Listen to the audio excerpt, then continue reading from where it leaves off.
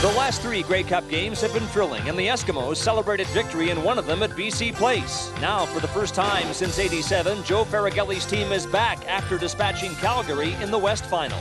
Tracy Ham was unstoppable. Will he be today? He has an impressive supporting cast that includes receiver Craig Ellis and Gizmo Williams, a threat to gain serious yardage every time he touches the ball.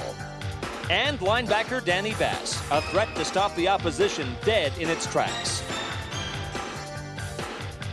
The Bombers are not that far removed from Grey Cup celebration. They won 2 years ago in Ottawa. A narrow win over Toronto in last week's East Final has sent them to Vancouver. They have another shot at the Cup because they have a fierce defense led by Ty Jones and Greg Battle. Behind the linebackers to shut down opposing receivers is cornerback Rod Hill. Then there's quarterback Tom Burgess in the Bomber offense. Not explosive, but effective, especially when Robert Mims carries the ball. Those are the elements in this Grey Cup game.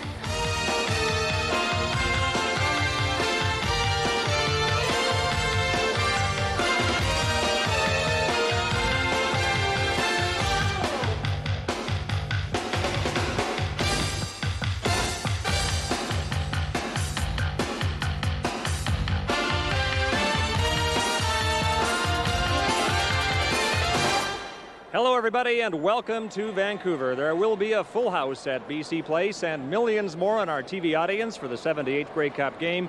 The Edmonton Eskimos and the Winnipeg Blue Bombers are all set to play it. Well, the accessory events are all complete now, and what's left of Grey Cup week is for the Winnipeg Blue Bombers and the Edmonton Eskimos to reach a decision on this 78th Grey Cup championship. There's lots of talent on the field today, and I think there's potential for an outstanding matchup, the like of which we have seen in the last few years in the Grey Cup. We've analyzed this game from every possible angle. Let us just say now, these are the two best teams in the country. They should do this game justice. Ron Lancaster has played in Grey Cup games, and Don Whitman has described about 25 of them. They'll have the accounts of this one. Indeed we will, Scott, and in reaching a decision, Ron, as to which team is the best in the Canadian Football League for 1990, there are a couple of key areas we are going to look at. First of all, with Winnipeg, their ground game. Late in the year, Winnipeg had success with a shovel pass, Tom Burgess to Robert Mims. Well, these are the two key ingredients of the offense. Tom Burgess has had an outstanding season against the Eskimos. He's hit 62% of his passes, no interceptions, 5 touchdowns. He's got to keep that up today. But this particular play, just a little shovel pass forward, doesn't matter whether you hand it to him or let him run with it. When he's coming out of the backfield, they've got to have him gaining yardage.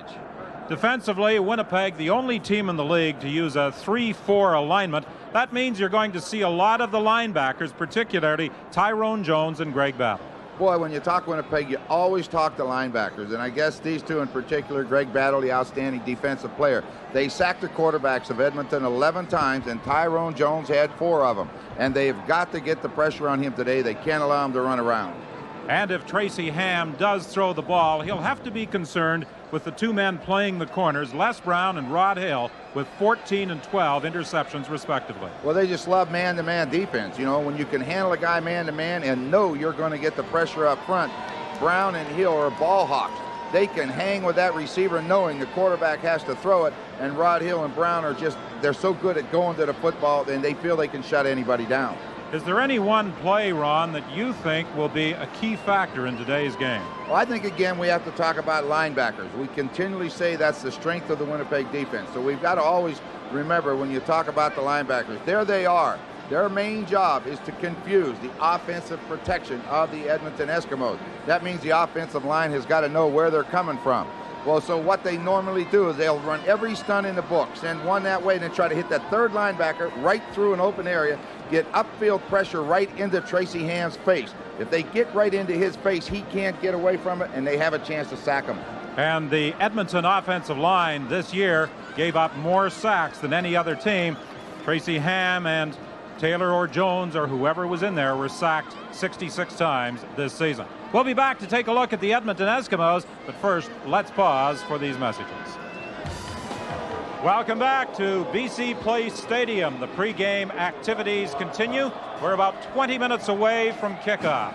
And Ron, in the dressing room, Tracy Ham is putting his final thoughts together about this football game. Ham this year, the leading rusher in the Western Conference. Unusual for a quarterback to be in that role. but the Winnipeg Blue Bombers will have to try and contain Tracy Ham today. Can they do it? Well, that's what we're going to find out in just a little while. Tracy Ham is an outstanding athlete. We know he threw for 4,000 yards and he rushed for over 1,000. But the key to Tracy Ham is don't let him do what he does here. He gets upfield. You must have 5 or 6 people converge on him to keep him inside. He doesn't like to scramble outside. He wants to take the direct route. And when he sees that hole up front, it's just like saying, there it is, go get it. In the Western Final against Calgary, Tracy Ham ran for 2 touchdowns. Everyone talks about Winnipeg's defense. Edmonton's defense isn't bad. They led the league in 11 categories, and their middle linebacker, Danny Bass, may be the very best in the entire league at reading offenses. Well, I think when you talk about the Eskimo defense, it's an overall concept. The whole defense is tough. If you think of what they did in regular season, Mims only had a 2.5-yard average against this Edmonton club. And when you're tough up front, that middle linebacker is going to be there. And as you say, he's the best in the league. He had 11 tackles in the Saskatchewan game, and he had a big interception last week. He's always ready for the big games. The Edmonton Eskimos also have one of the great special team players of all time in the CFL, Henry the Gizmo Williams. He could be a factor. He sure could. You know, Winnipeg prides himself on coverage. They are an outstanding covering team on punts. But if Henry Williams will catch the football, he loves to come to his right. He's not going to get outside it. He's got to do the same thing Tracy Ham does. That's immediately look for an opening, use his strength and his power to try to explode between those covering people from Winnipeg. If he does, it's instant field position or a touchdown. He can be the difference. The Edmonton Eskimos during the course of the season were the second most productive team offensively. Is there any one thing they do that our viewers should watch today? Well, they like to throw the football, and Tracy Ham is still learning how to play. What he has to do is keep control of the football until he gets a feel and he can take control. Now, what we see is the wide side of the field to the right. We say we're going to run 4 receivers down the field and just run them on a hook pattern. Now, what you hope is that the wide side linebacker, in this case the guy on the right, he fires, he comes after you. Tracy Ham now will just look to his right, hopefully, and one of those 2 people should be open. Now, it's not designed to score a touchdown, but one thing it does, it gets you a first down and 2 more shots at it, and the more chances you give a guy like Ham, the more chance you have for success. A low-scoring game or a high-scoring game? I think it should be low. I think if the score gets to the 30s, it favors the Eskimos. Scott? Well, Don, kickoff in this Grey Cup game is now less than 20 minutes away. We want to remind our audience, our game day analyst, Saskatchewan quarterback Kent Austin, Argo linebacker Don Moen will be with me throughout the game. Are the Edmonton Eskimos ready for this game? We know their head coach is. This was Joe Farragelli, the man they call Pops, about 2 hours ago, and does he not look ready? And outside BC Place from Terry Fox Plaza, adjacent to the stadium, the fans are now filing in. Our coverage continues in a moment. Welcome back to BC Place Stadium as the Edmonton Eskimos and Winnipeg Blue Bombers are getting set to be introduced to what is expected to be a close to capacity crowd here at BC Place Stadium. They are playing the game in Vancouver for the first time since 1987, when Edmonton was also here, and with a late field goal from Jerry Carrick defeated the Toronto Argonauts by a score of 38-36. As a matter of fact, the last 3 Grey Cup games have been decided by field goals. People will remember in Ottawa that it was Michael Gray's interception that snuffed out a BC Lion drive, but just prior to that, Trevor Kennard had kicked a field goal to put the Winnipeg Blue Bombers ahead in their battle with the British Columbia Lions. And last year, of course, it was the last play field goal by David Ridgway that gave Saskatchewan the win. Ladies and gentlemen, girls and boys, we'd like to direct your attention to field level for the announcement of today's starting lineups. Voici les joueurs partants du match from the Western champion Edmonton Eskimos. À l'offensive, the starting offense. At wide receiver, le demi-espacé number 80, Larry Willis. At offensive tackle, bloqueur number 50, Blake Dermott. At offensive guard, number 54, Pierre Vercheval.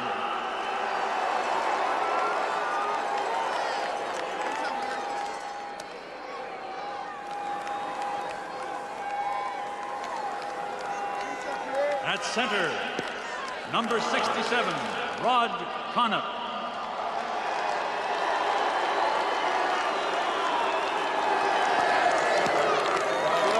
At offensive guard, number 55, Andrew McConnell.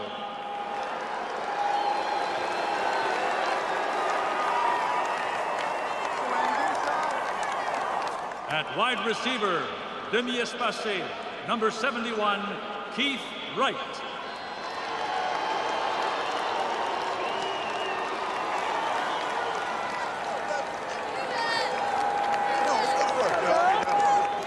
At slot back, demi-inséré, number 33, Craig Ellis.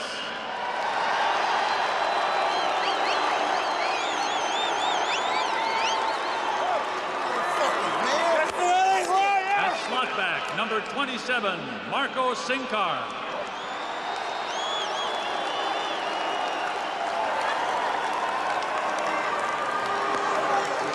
At running back, porteur de ballon, number 32, Michael Souls.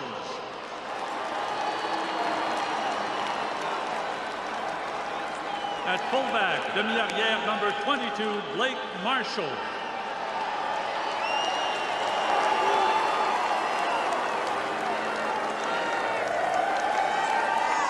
At quarterback, carrière, number 8, Tracy Hand.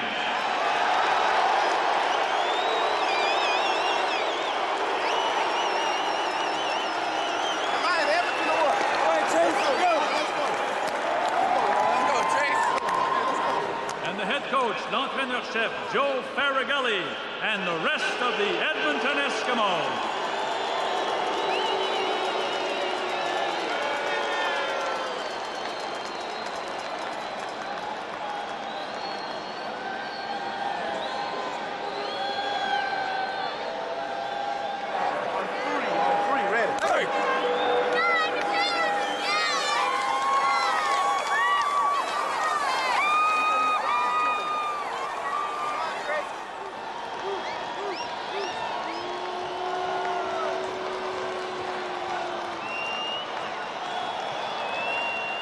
From the Eastern Division champion Winnipeg Blue Bombers, les champions de l'Est à la défensive. Here is the starting defensive squad. At left end, number 52, Mike Gray.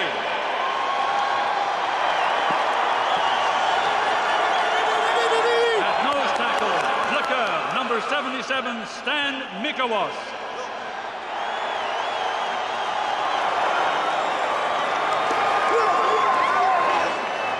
At right end, number 43, Quincy Williams.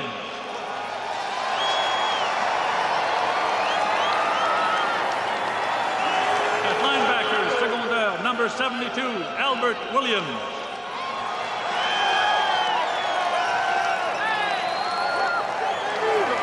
At linebacker, number 36, Paul Randolph.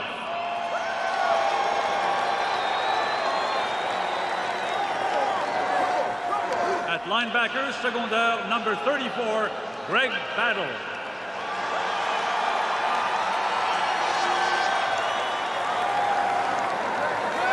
At linebacker, number 35, Tyrone Jones.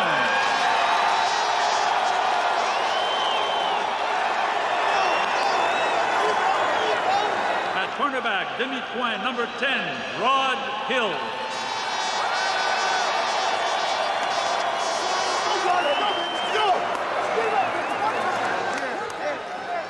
At cornerback, number 15, Les Brown.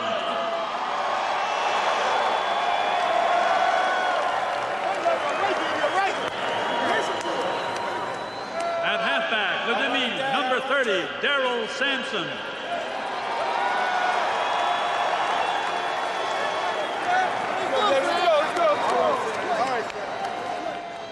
At halfback, number 24, Ken Haley.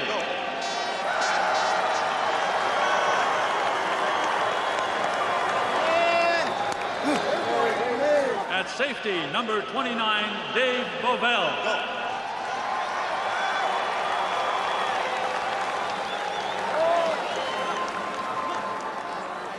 And the head coach, l'entraîneur-chef, Mike Riley, and the rest of the Winnipeg Blue Bombers.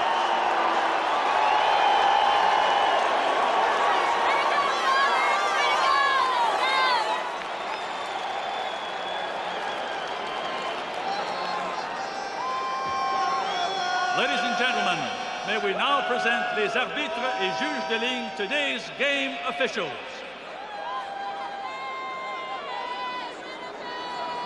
Your referee, Jake Ireland.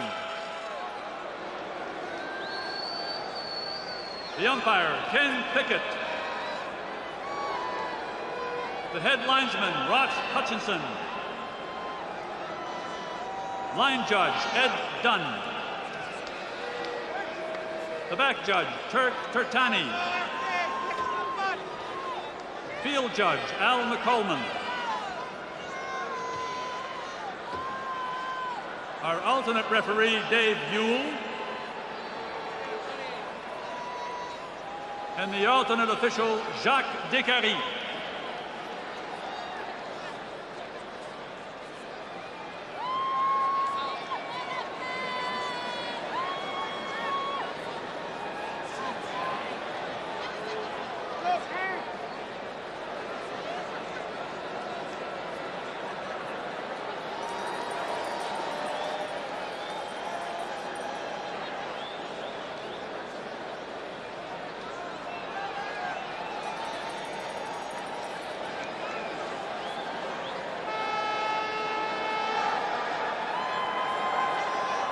We will now have the coin toss.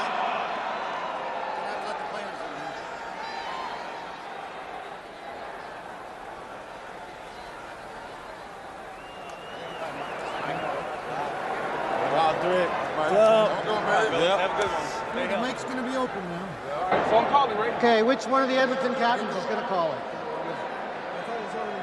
No, we won the right. Which one of you are going to call it? Captain Bass, call in the air. All right, forward, Texas. It is ahead. Winnipeg, you will defer to the second half. We'll take the ball. Edmonton takes the ball. We'll take this in. Edmonton will receive.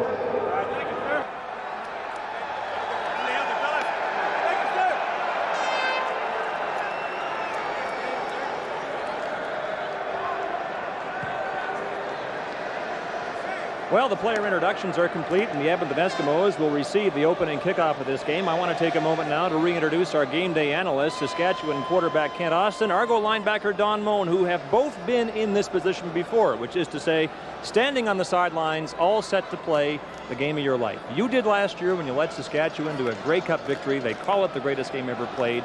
Can you possibly think back to what your state was before you took the field at this moment? Yeah, it was a mess. To be honest with you, I was really nervous, and I was really anxious to get in the game and throw my first pass. Don, you've played in 3 Grey Cup championship games, won one of them. Is it possible to get wound up too tight for this game? Yeah, I think there's 2 key things that you can't do for a big game. You can't get too uptight, and you cannot be too overconfident. I don't think there'll be an overconfidence factor in this game today. And it'll be up to, we'll see which one of these teams, if any of them, are too uptight. You got to relax. You have to do the things that got you here and believe it's going to take you one more step. All right, once again, I want to remind our audience we'll have the benefit of your inside knowledge, that of Kent Austin of Saskatchewan, Argo linebacker Don Moen, throughout this game and on Live at the Half. And right now, here at BC Place, we're all set for the ceremonial kickoff. Ladies and gentlemen, at center field, it is now time for the ceremonial kickoff, le botté de circonstance. Please welcome His Excellency, the Governor General of Canada, le Gouverneur Général, Monsieur Ray Netishin.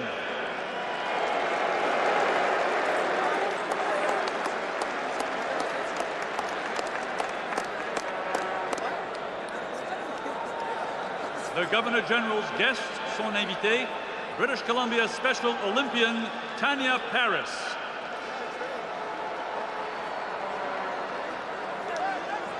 The Honorable Marcel Dany, CFL Commissioner Mr. Donald Crump, and the Chairman of the CFL, Roy McMurtry.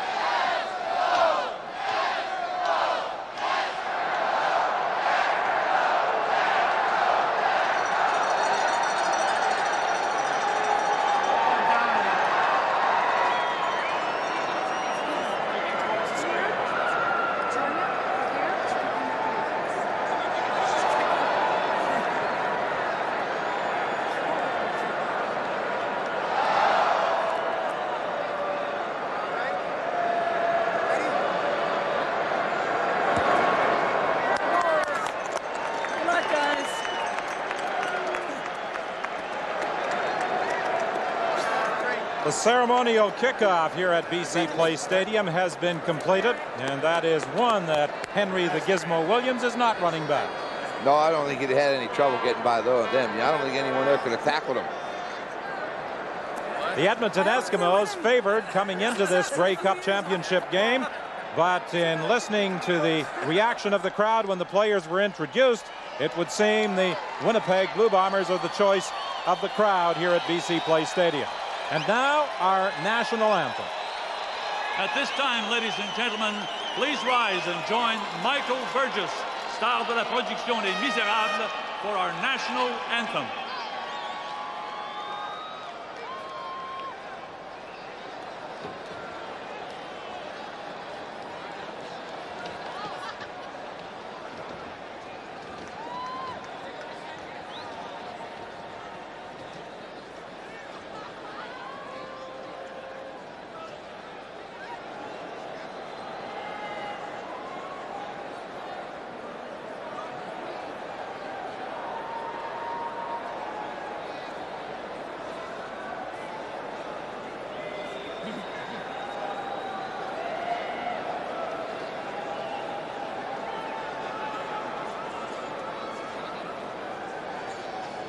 Oh, Canada, our home and native land, true patriot love in all our sons' command, car ton bras s'est porté l'épée, il s'est porté la croix. Ton histoire est une épopée des plus brillants exploits. God keep our land glorious and free. Oh, Canada, we stand on guard for thee. Oh, Canada, we stand on guard for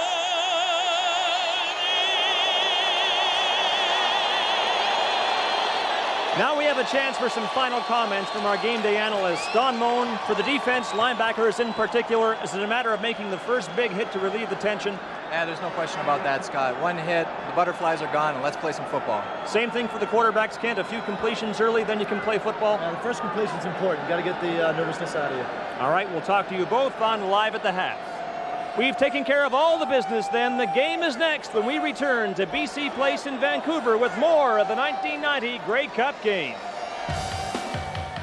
We are just about set to begin this 78th Grey Cup Championship. The Winnipeg Blue Bombers will be kicking off, and that task has been assigned to Trevor Kennard, a native of Edmonton, and a man who is a key figure in Winnipeg's two Grey Cup triumphs in the 80s, 1984 and 1988. Henry the Gizmo Williams and Todd Smith are back to receive the kickoff. They are standing at about the 15-yard line, and this 78th Grey Cup game is underway. It's kicked away from Williams, not surprisingly. It goes to Smith, and Smith is down at the 32-yard line. Matt Pierce was the first downfield to make the tackle. Well, you see right away, right off the start, the Bombers show you they can cover kicks. That is the strength of their specialty teams. You know, they don't have the giz, but they cover them. Well, Tracy Ham had an outstanding game last week. He did about all you could do. There's nothing left for Tracy Ham to do, but hopefully carry it on today. Winnipeg will try and give Tracy Ham a lot of different looks. They like to rush a minimum of 5 people. They feel that's when they're most effective defensively. There's that 5-receiver set again. Ham throws complete up the middle to Marco Sincar. Get a zone defense from the Bombers right away. They try to drop deep, and when Sin Cara makes that break to the corner, he's got to decide where he's going. He just sits it down right in the hole, and Ham found him. Mike Riley anticipated that the Eskimos would start this game with that 5-receiver set that was so successful last week in the Western Final against Calgary, and that's the way they began the game. That quick out pattern to Larry Willis, and that will be close to another first down. I believe it's going to be a yard short. He was tackled by Les Brown. Well, you get your receivers into the game in a hurry, and Larry Willis needs to come up with a big game today. He's got the tough job. When you're operating against Les Brown and Rod Hill, you have problems. Joe Farragelli on 2nd and 1 switches to that short yardage offense, and he has to be pleased with the way the Eskimos have started. A 24-yard strike to Marco Sin Cara, and then a 9-yard pass to Larry Willis at 2nd and short. And Blake Marshall got to the line of scrimmage and not much further. Safety David Bevell came up very quickly as Marshall tried to get outside. 210 pounds, and he just sets in the middle of the field. When they decide where they're going with the football, he's going to try to get there as fast as he can, and to cut the legs out from under Marshall is tough to do. Watch him. He tries to bounce it outside to get running room, hopefully, but look at number 29. That's hard to do to a guy like Marshall at 230 pounds. They're about almost a saw-off. He is a very, very physical defensive back. There are many players in the CFL who have indicated that this rookie, David Bevell, playing the safety position for Winnipeg, will be a star in the future. He's already made his presence felt, and this is his first year in the Canadian Football League. Well, he hits like a linebacker. You know, he's a defensive back that sits in the middle, but hits like a linebacker. That's hard to get out of defensive back. The measurement revealed that Edmonton did have a first down. The ball is at the 45-yard line. Marshall driving straight ahead for a gain of about 4, maybe 5. He is a punishing runner.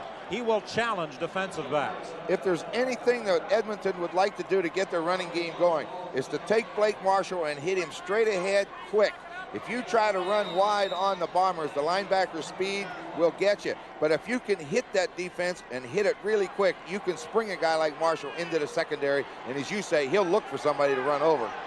He led the league this year in scoring rushing touchdowns. Movement at the line of scrimmage. That draws a penalty flag, and the pass is complete.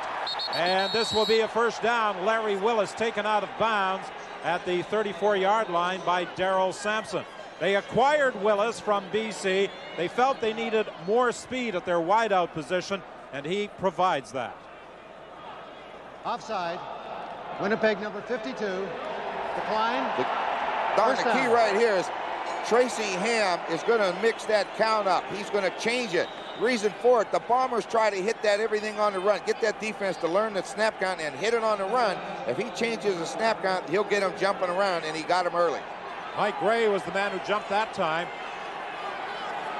Again, that 5-receiver set. Flags go down as there was movement at the line of scrimmage.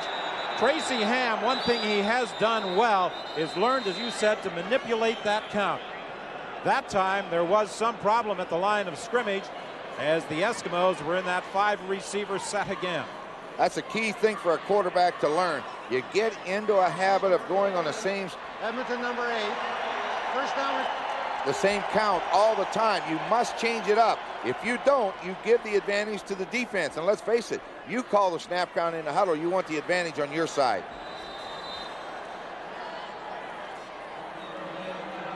That takes the ball back to the 39-yard line. It will be 1st and 15. Ellis, Sin Cara, and Wright go wide to the left. Last week against Calgary, Ellis was the middleman. This time he's inside. Here comes that pressure. Ham escapes, trying to run away from Mikowicz. He does, and he steps out of bounds with a gain of about 9 yards. There's also a penalty flag on the play. It could be a roughing call. A late hit charged against David Bovell. Yeah, I don't really think he tried to hit him that hard, but he did hit him way out of bounds. Bovell was running. There was a kind of a collision course with him and Ham, and he hit him, and Ham went down, and you're going to get called for that. But he didn't really lower the boom on him, but it is a penalty. But here's the job. If Tyrone Jones spins to the inside, when you spin inside, you allow Ham outside. Now he does what he does best. Now right here, see, out of bounds, They just kind of had they run a collision course, but hey, you hit them, you take the consequences. And that penalty moves the ball to the 15. It's 1st and 10 for the Eskimos. 11:30 is the time remaining in this opening quarter. The Eskimos have one of the best records at scoring from inside the 25-yard line. Again, movement at the line of scrimmage, and there are penalty flags as the Eskimos were not able to get the play away. Is it another procedure call against the Eskimos? That's the signal we get from the Winnipeg players. Let's see what Jake Ireland says. Edmonton number 55. First down. You know, Don, we talk about changing the count. Teams do get in a habit, whether you like to admit it or not. You will get in a habit of going on the same count a lot. And when you get into a game like this where you have to change the count, the linemen have to listen. They got to be very, very careful of the snap count. Ball comes back to the 20-yard line. 1st and 15. Ham's pass is intercepted. Greg Battle had dropped back near the goal line, and Greg Battle is taking off, loses control of the football, but it goes out of bounds. Who was the last to touch it? The Winnipeg Blue Bombers take over on the Greg Battle interception. A 56-yard interception returned by Greg Battle. That's the second longest in Grey Cup history. Only Vern Perry's 74-yarder in 1977 for Montreal is better. Well, we talk about the linebackers of the Bombers. They're going to be lined up all over the place. Number 34, Greg Battle, dropped all the way from his normal linebacker position. He went back and played the free safety position. Now, that lulls a quarterback into a false sense of security. You're used to seeing number 29, Bovell, in there, and they take him out. You immediately think you can throw to the post. You throw it in there, and there's a linebacker 15 yards downfield. That's just excellent defense. And really, the only reason you can do stuff like that is because of the athletic ability of a Greg Battle. So the Battle interception snuffs out an impressive Eskimo drive, and now Tom Burgess takes over. Burgess steps up and dives forward to the 40-yard line. Not noted for his scrambling ability, he destroyed the Toronto Argonauts in the Eastern Final with that late run that set up the Trevor Kennard field goal on the final play. Yeah, he only averaged 3.7 yards a carry this year. Burgess throws the ball a lot better than he runs it. But if they're going to drop the defense deep and they're going to get upfield on him, he will have to run. They get a heck of a pass rush themselves out of only 4 people, and they don't worry about Burgess's running. 2nd and 7 from the 40-yard line.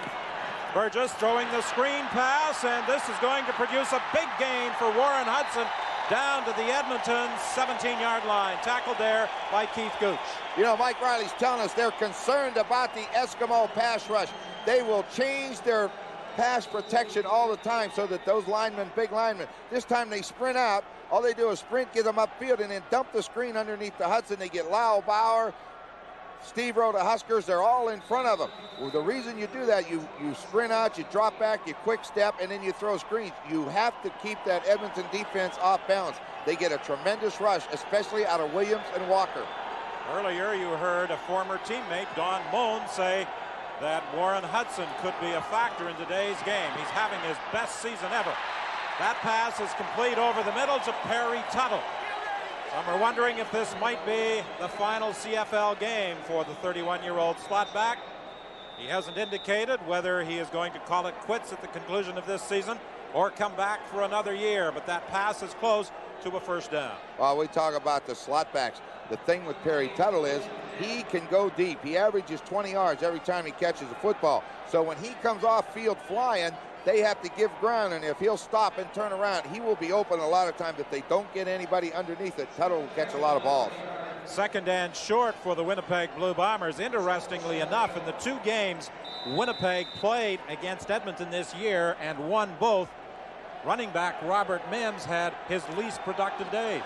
Well, I think that's a tribute to the Eskimo defense. They're very, very tough. Tom Burgess keeps diving straight ahead. He'll have the first down very close to the 5-yard line. They'll probably spot it between the 5 and the 6. You know, if you think back to the beginning of the season, everybody was talking about the Eskimos were the best team in the CFL offensively and defensively. But when they went into that tailspin and lost some ball games, that means you're giving up points, and the Eskimo defense kind of lost some of its glitter. But as you mentioned earlier, Don, they still lead the league in about 11 categories. First and goal, Winnipeg. They are between the 5 and the 6 of the Edmonton Eskimos. Burgess looking for Robert Mims, and he was well covered. Leroy Blue was pressuring quarterback Tom Burgess, and he tried to flip that ball to Robert Mims. That's one thing Winnipeg does do offensively, is use the two backs, Mims and Hudson, in their passing attack. Well, they have to use them, and the reason for it is that he plays ball control. So we talk about these two guys. House is going to go on Jackson. They'll knock each other around all day, but the person you needed to see there was Mims. Second and goal. Burgess looking, having problems, throws that ball up, and it's intercepted in the end zone. Brett Williams, no, he did not control it. As he came down, he lost control. We saw Tom Burgess start the run, started forward, then at the last minute moved back, but that defensive line, as we said, they can go all over. Brett Williams took the angle to cut him off, and when Burgess threw it up for grabs, he should have had it. He just dropped it. It hit him right in the stomach. That's one pass Tom Burgess realizes he should not have thrown. Well, here you can see he's tripping and falling at the same time. There's Brett Williams taking the cutoff angle, but the ball went right through his hand, so it's going to give Kennard a chance to get 3 points. This will be a field goal attempt of 13 yards for Trevor Kennard. It is good, so the Winnipeg Blue Bombers are first on the board with 7:49 remaining in this 1990 Grey Cup game at BC Place Stadium. The Bombers are ready for the Eskimos' 5-pack of receivers. Their strategy is to have safety Dave Bavell go one-on-one with Marco Sinkar, and linebacker Greg Battle drops back into the safety position. Because of Greg Battle's turnover, the Bombers are on the board first. Let's go to Steve. Scott, I just talked to Craig Ellis as he went into the game. He said the Winnipeg defense were in man coverage. That's good for him. He's going to have a big day, says Craig Ellis. Don? Well, Steve, when the Winnipeg Blue Bombers score first, they have a record of 7-1. So it's a good sign for Winnipeg that they are leading by a 3-0 score after that Trevor Kennard field goal. The toss to Michael Souls. He cuts back inside, and Michael Souls battles his way to the 44, where he's tackled by Greg Battle. Well, talk about that 5-pack, Don. What has to happen? Like, the Eskimos have changed their set from last week. Craig Ellis is the inside receiver now. They've moved Marco Sinkar outside. I'm interested to see if Greg Battle will go all the way out on Sinkar. If he does, he's going to be a long way from the play. That's going to be an interesting thing to watch after listening to Scott. 7:15 the time remaining in this opening quarter. 3-0 Winnipeg leading. 2nd and 2 for the Eskimos. Blake Marshall hit right at the line of scrimmage, loses the football. Winnipeg claim they've got it.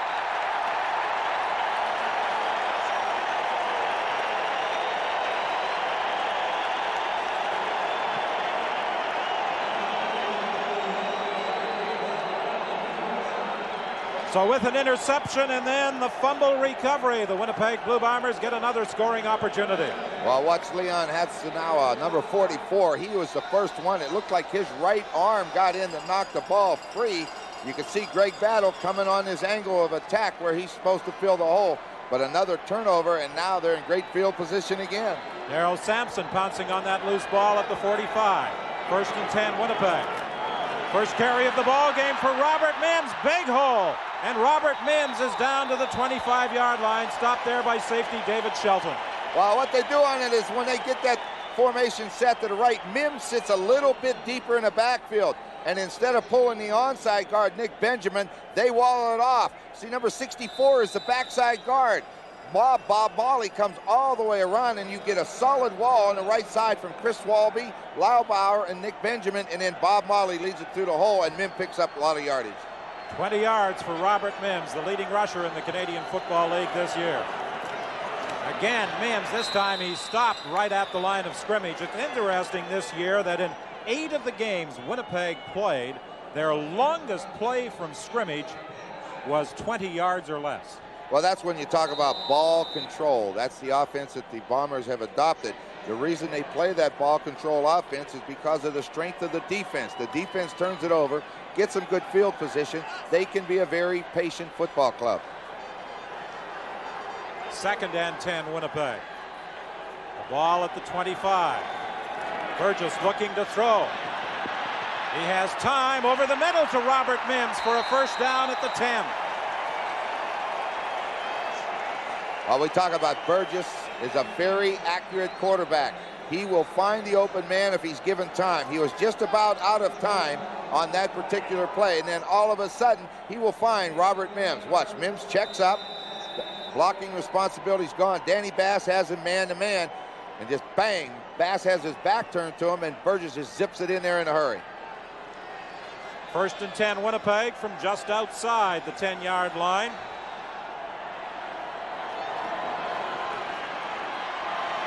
Burgess looking into the corner of the end zone. He was trying to find Eric Streeter, and Andre Francis had him well covered. Now he's getting good pressure too from Mike McLean and Leroy Blue, both of them after him.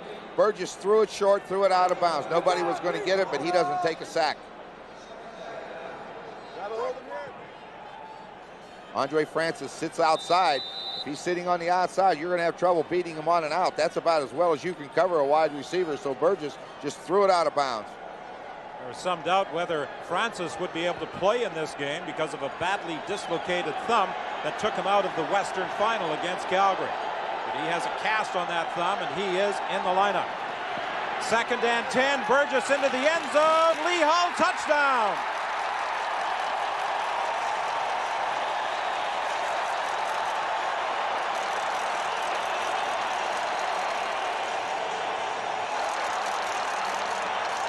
Well, we talk all year long about Tom Burgess.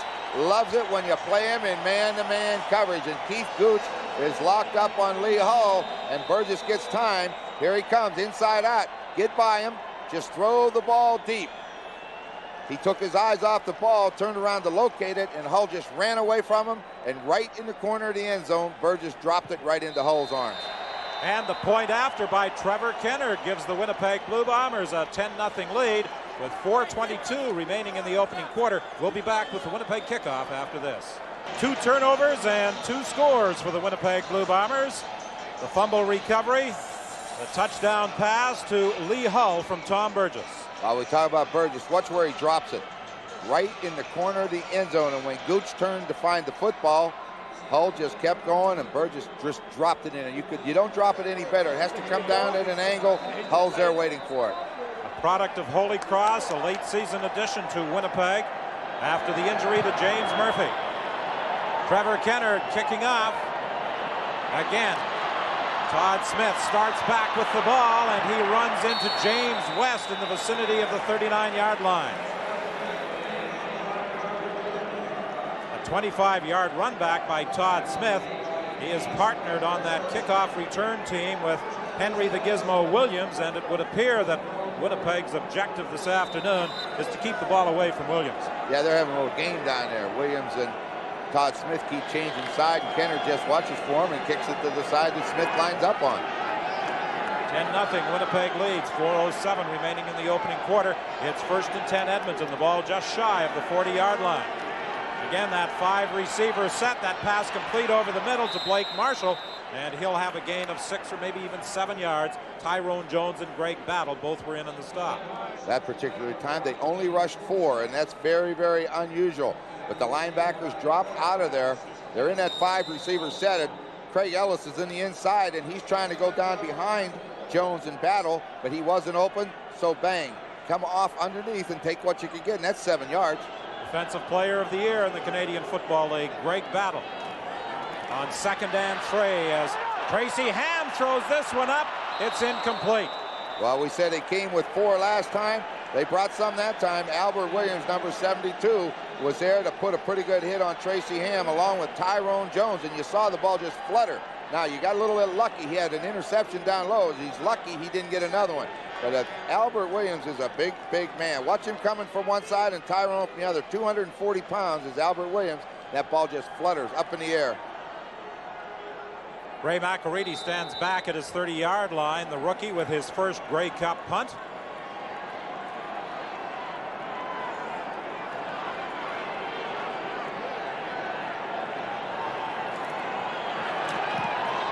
And an excellent kick. Winey takes it at the 23. And Winey dives forward to the 33-yard line. Stopped there by Pierre Verchevel. Kick and punt returns are not one of Winnipeg's specialties. No, it hasn't, but when we were talking to Mike Riley, and we said, you've gotten better, and he started laughing. He says, we have. But, early in the year, they were just lucky to catch it. Now, Streeter had a good game returning kicks for them last week. They're not in the Gizzards class, and they've got to be careful. Keep kicking it away from him. 1st and 10, Winnipeg. The Bombers are at their own 33-yard line. Their 2 previous offensive series started on the Edmonton side of midfield. Robert Mims fights his way out to the 41-yard line with 2:39 remaining in the opening quarter. That's still a pretty good job of blocking over there. Warren Hudson's always going to be the lead blocker for Robert Mims. He has to kick out on the end man on the line of scrimmage, and in that case, it's Leroy Blue. And then Bob Mully's got to try to lead Mims up through.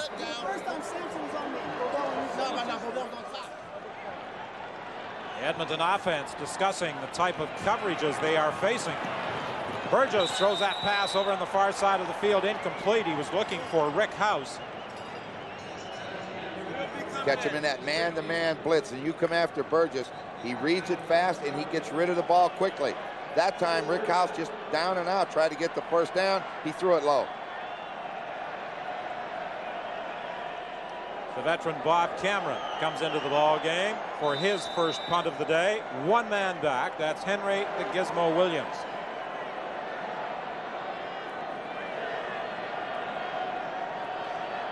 Cameron will be attempting to kick the ball so that Williams doesn't have a great deal of field with which to work. You try to kick it from the hash mark to the numbers.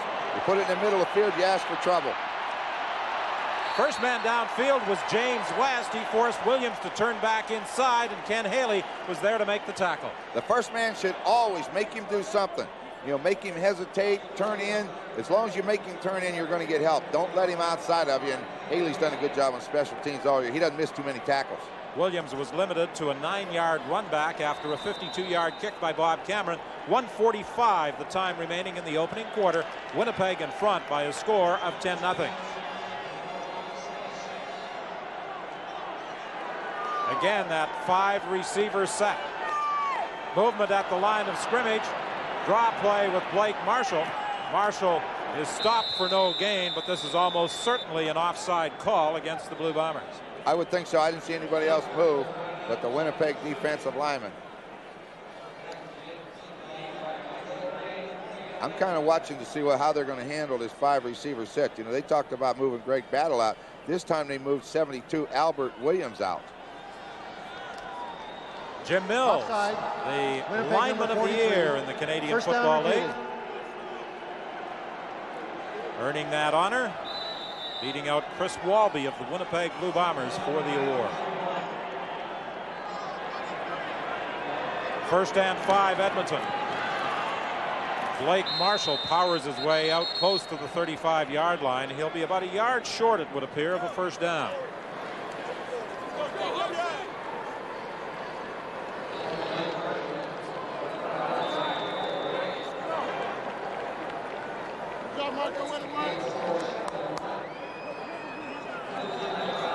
It's 2nd and 1 for the Eskimos. We're into the final minute of this opening quarter.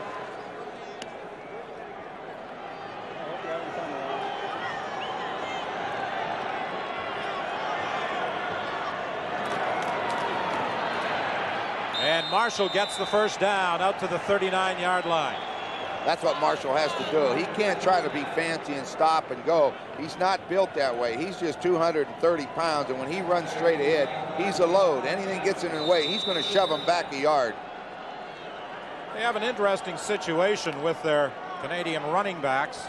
They call their own substitution.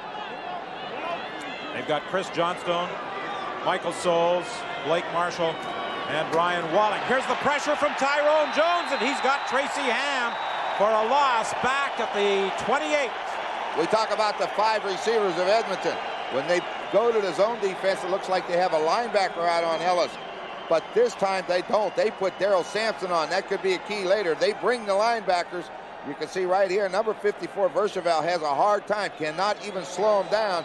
And Tyrone Jones, you can't let a guy 250 pounds that can run like he can come free.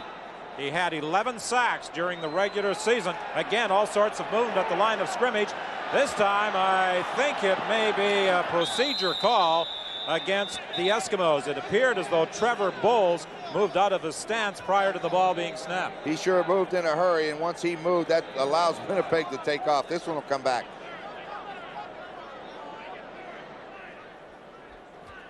Procedure. Edmonton number 66. Decline. Third down. That is also the final play of the opening quarter. The Winnipeg Blue Bombers decline the procedure call against Trevor Bowles. They lead 10-0.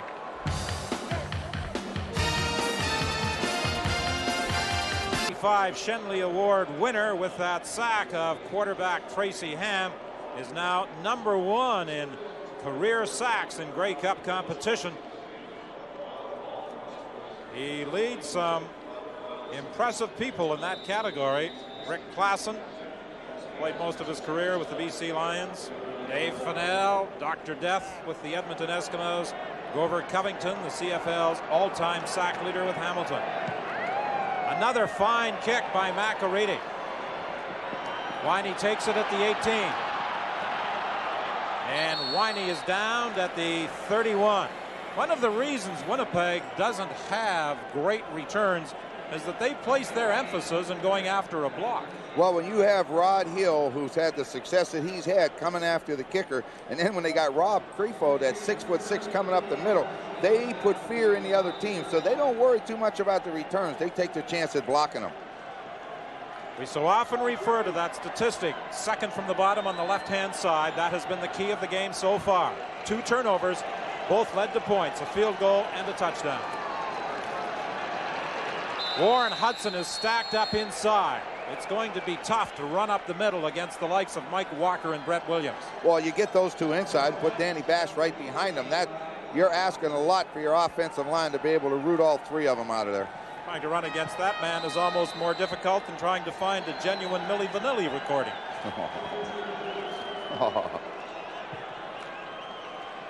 Mike Walker, who came over to the Edmonton Eskimos from the Hamilton Tiger Cats, often double teamed in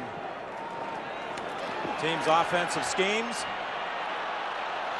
Is this really the Tom Burgess we have come to know over the last couple of years? He runs for what appears to be a first down. Well, you can pick your spots. You don't have to run every game. You just pick the games you want to run in. One thing you know for sure, if he gets hurt today, he's got a long off season to get well. Again, just a 4-man rush. See, Leroy Blue upfield. They wall off the defensive line, in that case Mike Walker, and then he just runs until Danny Bash can finally go get him. 1st and 10 from the 43-yard line. The fake to Robert Mims, and Burgess carries to the 45. Right now on the sidelines, let's bring in Steve Armitage. Don, just a few moments ago, quarterback Tracy Ham called a mini-team meeting of the Edmonton Eskimos to get this club fired up. They are very flat. They are down, so Ham decided, not the coaches, to take things into his own hands. Don? Steve, I think some of the problems may be in trying to figure out what Winnipeg is doing against that 5-receiver set. Yeah, they're changing it up. They're not giving the Eskimos the look that I think the Eskimos were expecting. Tom Burgess throws that screen to Warren Hudson. Hudson was tripped up from behind by Brett Williams, but he still gets the first down. When you catch a team in a man-to-man blitz and Larry Ruck come from his outside linebacker position inside up the middle, and then all Hudson does is just give him a shove or let him go and then throw it in the hole. Watch coming from the right. There's Larry Ruck coming. As soon as he goes by, Hudson just turns around. You get the 2 blue jerseys right out in front of him, and Hudson's got a lot of running room. 1st and 10. The ball is at the 52 of the Eskimos. Pass to Streeter. He was one-on-one with Andre Francis, and then Larry Ruck came over to help out.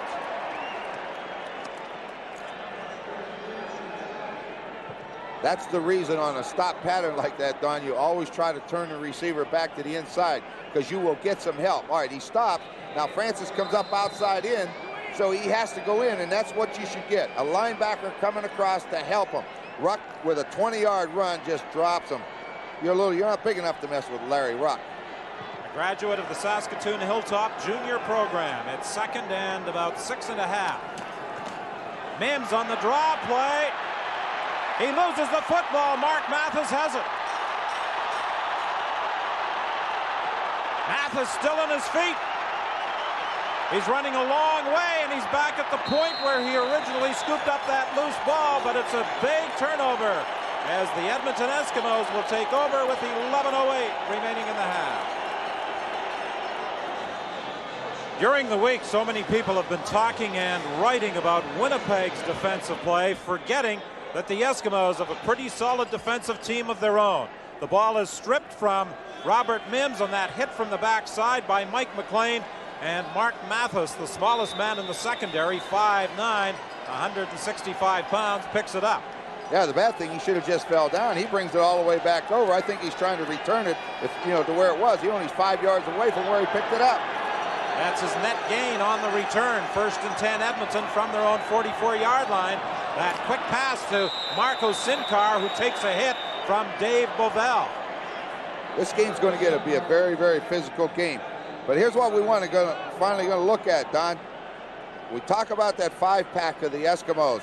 They set the receivers up. The man inside is Craig Ellis. Now, last week he was out in the middle where Marco Sincar is. They have made the switch for a reason. If Winnipeg is going to blitz a man-to-man, then Dave Bovell has to cover him, and that's what they're hoping. That's the matchup that they're looking for, and it looks like, wow, they're not going to get that matchup regardless. Pressure from Randolph. Ham gets away, now being pursued by Williams, but gets the first down. Brought down by Darrell Sampson. It looked as though Randolph had him for a big loss. While we talk about athletic ability, Tracy Ham showed all the athletic ability in the world. He is almost down, but watch him bounce away from the shots. Albert Williams, 72, comes from the outside along with Paul Randolph. But look at that, he just pulls away. And up here, he can see the 1st and 10 marker, and he is trying to get to it. Lowers the head right here. It's going to be first down for the Eskimos. 1,096 rushing yards this season for Tracy Ham.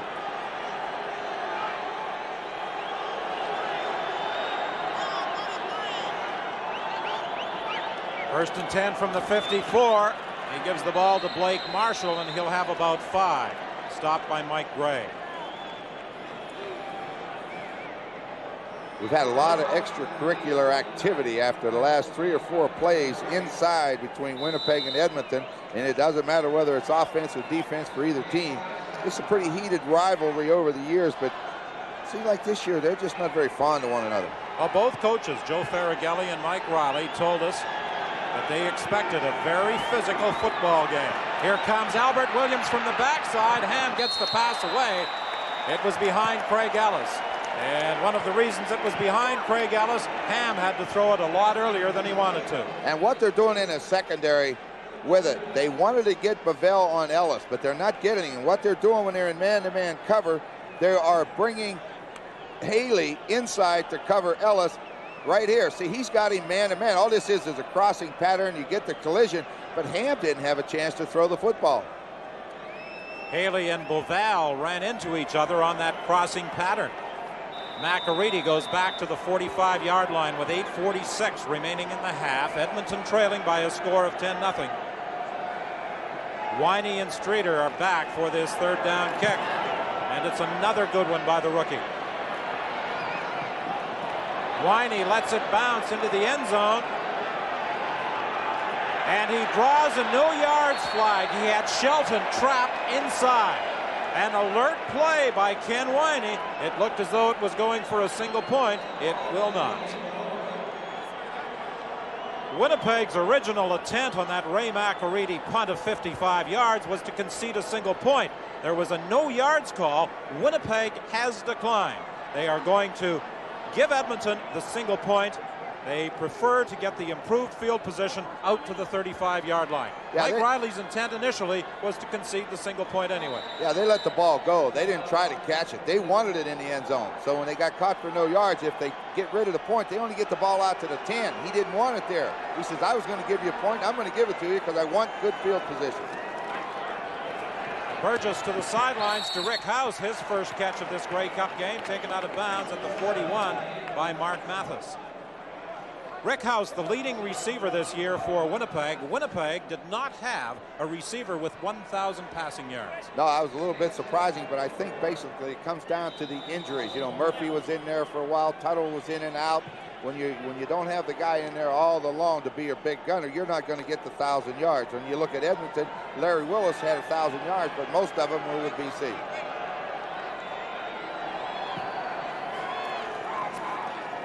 Second down pass to Rick House. He had to get up to the 45-yard line for a first down. He was bounced out of bounds by Andre Francis. At that Winnipeg bench, they are complaining about the spot they're getting from line judge Ed Dunn. It would appear they are going to be just a little shy of the first down. Well, I think it's in position where they will go after it. I think it'll be about 2 inches short. The ball has to get onto the line. Some part of it. I couldn't see just where before they moved the sticks, but it's going to be just a touch short. A little more than 2 inches, but it is 3rd and inches. Scott?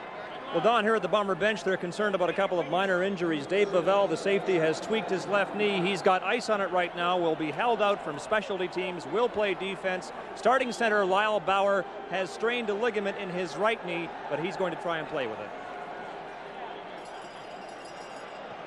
Nick Benjamin may be moving into the center position if Lyle Bauer is having some problems. Now Lyle Bauer is moving up over the ball. On 3rd down, they drive straight ahead, and they get the first down. They had to be beyond the 45-yard line, and they have succeeded. You notice how they came out of the huddle in a hurry. They got up there to the ball and got down. Get all the weight forward on your hands, because all you want is that initial impact off the line of scrimmage to allow Burgess to fall across that line. He got almost a yard and a half, so very hard to stop them when they get down behind those shoulder pads. Mike Riley had some very complimentary things to say today about Tom Burgess. He said he has learned to play our offense according to what we do on special teams and defense. Long throw for Perry Tuttle, incomplete. It's not often he'll go downtown. No, but the thing that we know Tom Burgess will do, if you give him the man-to-man coverage with the blitz, and if he will read it as quickly as he does, he knew he had the guy he wanted. The guy he wants is Tuttle, the slot back, one-on-one on Mark Mathis in a straight sprint to the goal line. Rather than take the chance and wait, he just throws it up high and hopes that Tuttle can run and get it. That time he couldn't. Gary Durchik doing some work at the Edmonton bench. He's the offensive line coach. And he obviously is explaining what those offensive linemen have to do in order to try and pick up those blitzing Winnipeg linebackers. Yeah, they're getting a lot of heat. What he's got to do is reassure them that what they talked about all week is still good and that they are doing that. They just got to execute a little better. 2nd and 10 from the 46. Burgess again going deep, and this is way over the head of Eric Streeter. He was bumped by Andre Francis as he tried to come off the line of scrimmage. He had no chance. Francis had him covered like a blanket. He could not get a step on him either way. Francis took the good line on him, and when he come off, he gave him the initial bump, and then he just ran with him, but he was in complete control. 6:27 is the time remaining in the half. The Winnipeg Blue Bombers leading by a score of 10-1. Saw that big cast on the right hand of Andre Francis. That's protecting the dislocated thumb. The injury suffered last week against the Calgary Stampeders. Cameron stands at his own 31-yard line. That ball way over his head. However, Cameron will get time to get the kick away. And it takes a good Winnipeg bounce. Shelton picks it up at the 38 and is bounced out of bounds at the 40. Winnipeg was fortunate there. 6:03 is the time left in the half.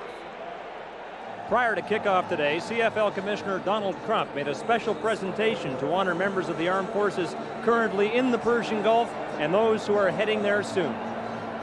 Commander Oakley, on behalf of the Canadian Football League, I'd like to dedicate today's game in honor of the forces serving in the Persian Gulf. And would you please accept this ball in remembrance of that? Thank you very much, Mr. Crump, and I'm pleased to accept it, and thank you much from Admiral Cairns, the ship's companies of Restigouche and Huron, and indeed all the Armed Forces personnel here today. And we sincerely hope that all those difficulties in the Persian Gulf are resolved soon. Eskimos have gone away from their 5 receiver set. Now they're going to come back and try to play the normal style of ball they played most of the year. 1st and 10 from the 40-yard line, and Blake Marshall gets a pretty good hole for a gain of about 9 yards.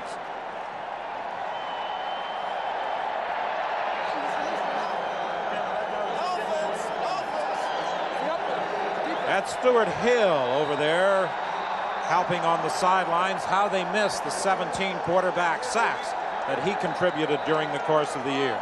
Well, Stuart Hill and Reggie Taylor, you just cannot take people out that are so vital to you. You know, you get the great rush inside from Walker and Williams, but Hill on the outside, boy, he gets there quick. It's a big, big loss for the Eskimos. 2nd and 1 after Blake Marshall picked up 9.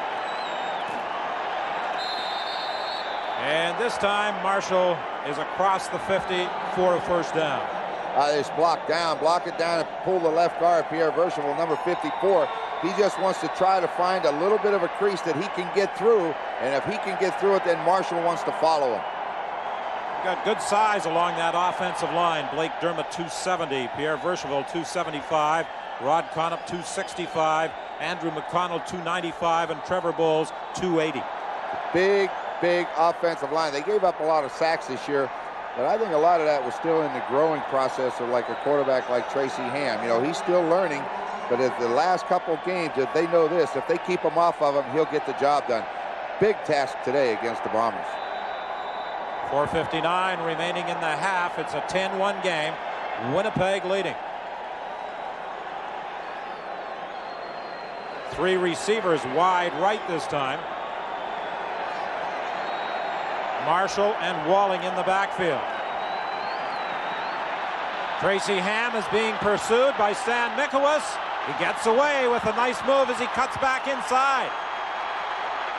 And then a fine tackle by Ken Haley. He cut down Tracy Ham at the midfield stripe. Just by the alignment, Don, you could tell this was going to be a zone defense. Bavell was lined up very, very deep. And then all they do is just drop those linebackers back. Now, when Tracy starts running, there is not one Eskimo receiver on this side of the field. Gray can't get him, and as he starts back, he needed to beat this guy right here. If he beats him, he's going to make yards because he's got some blockers. But we said before, Haley's an outstanding special teams player. He's used to tackling in open field. 2nd and 6 over the middle to Walling. Brought down by Bavell, but not before Walling picks up a 1st down at the 45-yard line. One of the reasons Edmonton went to that 5 receiver set last week against Calgary was that Brian Walling was injured the week before against Saskatchewan. So Joe Farragelli made that decision, put in that type of game plan against the Stampeders. He experimented with it early in this game and now has reverted to the more conventional offensive set. Well, I think he has to be concerned with the protection. I think that's got to be number 1 on the list right now. The toss to Walling, and Walling is caught for a loss by Greg Battle. Well, we said early, you will not be able to get outside of the Bomber defense very easily. They have the tremendous speed at linebacker, and when they try to go outside, Battle's out there waiting on him. He has no chance to get outside. Look, Battles reads it. He sees it. Now get up on the line of scrimmage, dodges the block, and he's there to make the tackle. He got there before the blocker, so that shows you the speed that he has.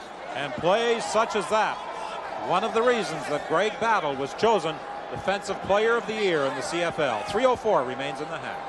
10-1, the Blue Bombers lead the Eskimos with 3:04 remaining in the first half in this 78th Grey Cup Championship at BC Place Stadium.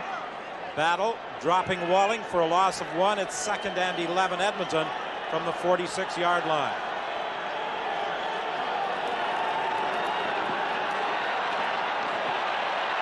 Over the head of the intended receiver, slot back Craig Ellis. He led the league in receptions this year with 106. Tracy Ham that time got back in the pocket, but the pressure, he's getting so much pressure in him, he can't set those feet and run. What you want to watch for is watch him. He can't get set. His feet are continually moving. Watch him. See, they're going, and he throws off balance, and as a result, he throws it too far out in front. If he could get the feet set and step forward and throw, boy, he had Ellis wide open, but he wasn't able to, and that's that pressure from those Winnipeg linebackers. Impressive punting so far by the University of Western Ontario product Ray McArady. And it would appear that the Eskimos are a man short on their punt team, and as a result they're going to take a delay of game for that extra man to get out there. And there's the whistle. Joe Farragelli is asking at the bench what happened. Yeah, you saw him turn around and look right away to the bench. Who is supposed to be out there that isn't? Still third down.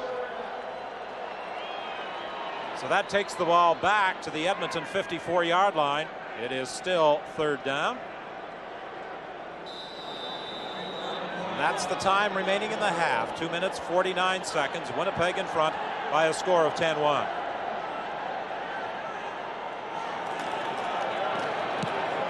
Another fine punt by McArady. Winey goes back to the 5-yard line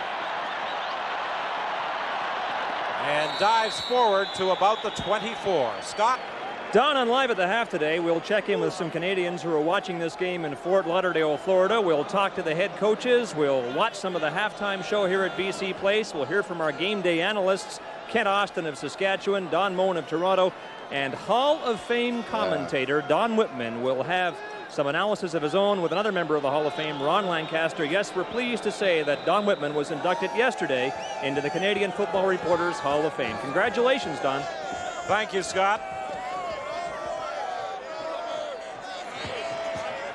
Those fellows show up every year at the Grey Cup game and obviously enjoy themselves.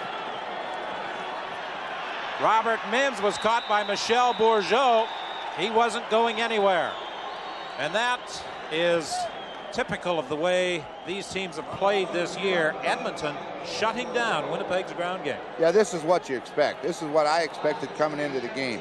They would try to run Mims inside, but let's watch it. Here goes Molly again trying to get up through. But look at this, Michel Bourgeau from the backside. When they pulled Bob Molly, he came right down the line of scrimmage and just took him right into the ball carrier. 2nd and 13 after that loss of 3. This is deep for Winey. He makes the catch. And they're ruling it's a good one up at the 54-yard line. Mike McLean was protesting that Winey was out of bounds, but he managed to keep those feet inside the white stripe for a gain of 33. This is what they refer to as an out and go or a wheel pattern by the inside receiver. They ran Streeter off, but coming from the outside is Winey. He turns upfield. Mark Mathis chases him. He's got 1 foot inbounds when he catches it. Legal play. Referee was right on it. And Mike Riley was right there as well to offer his opinion, which of course was not required and would not have been listened to anyway. Robert Mims to the 49 of the Eskimos, stopped there by Brett Williams. A pickup of about 6 yards, and will be 2nd and 4 Winnipeg with 2:07 remaining in the first half. Mims led the CFL this year, 285 carries, 1,341 yards. He was the only tailback in the entire league to play all 18 games. That's pretty difficult to do. That's quite a feat for him. 18 games is a lot of beating for a guy that they know is going to carry the ball 20, 25 times a game. 2nd and 4. Burgess is looking to throw, but he is prevented from doing so by Leroy Blue. One of the adjustments the Eskimos had to make when Stuart Hill was lost for the year with an injury is move Leroy Blue to a rush end position. He was just beginning to develop as a strong defensive end rather than that rush end spot. Well, he's had the tough job, but he knows one thing. He's a linebacker originally, and he's got great speed. And all you saw there was him lay out and get the arms around Burgess to bring him down. But he has really come a long way, especially if you're playing 3 different positions in 1 year. Yes, he's been at the linebacker spot. He's been at that rush end position, and he comes up with a Grey Cup sack as he drops Tom Burgess back at the Winnipeg 49-yard line with 1:44 remaining in the half. Nick Benjamin, who centered the ball on that previous punt, This time gets it back accurately to Bob Cameron. And again, the ball takes a Winnipeg bounce. Williams on the sidelines has nowhere to go. That's just what a coach wants. Kick that football, hash mark to the sideline. And it's better if you can go from the numbers to the sideline. That time, it was right in the middle, and all the blue jerseys just come down, and they close the door. You have nowhere to go, no return. A 46-yard punt, a 1-yard run back. Mike Riley said that's what the Winnipeg Blue Bombers would attempt to do, directionally punt the football, and that time it worked very well. When you punt from the middle of the field, very difficult to kick it out of bounds, but you kick it away from the Giz, make him go get it. 1:31 remaining in the half. Many anticipated it would be a low-scoring game, and so far it has been just that. A tough defensive struggle here at BC Place Stadium. Blake Marshall puts his head down and challenges a couple of would-be tacklers. Paul Randolph made the initial contact with Blake Marshall. Well, you try to come up the middle, you know, those linebackers aren't going to move until the quarterback goes past the fullback. He just sat right in there and waited on it, and all he does is go and make the hit.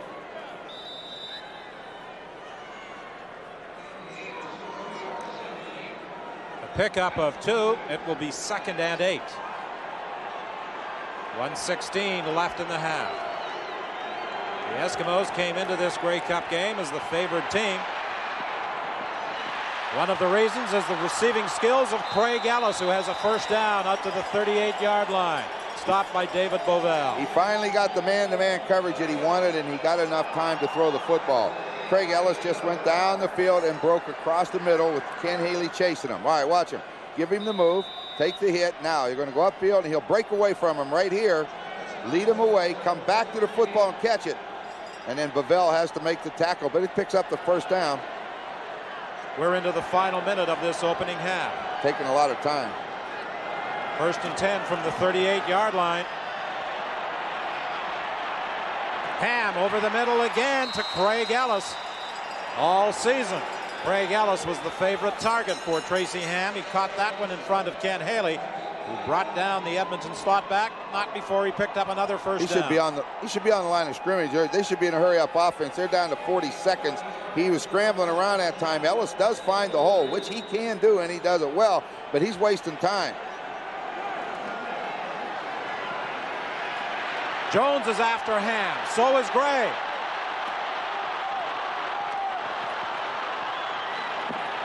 Ham goes out of bounds, about a yard short, it would appear, of a first down. He used 23 seconds. When the ball was snapped on the clock, there was 48 seconds left. He ran around with that football, scrambling around. He couldn't get rid of it. He had nowhere to throw it. Here they come. The linebackers got him corralled. He can't step up.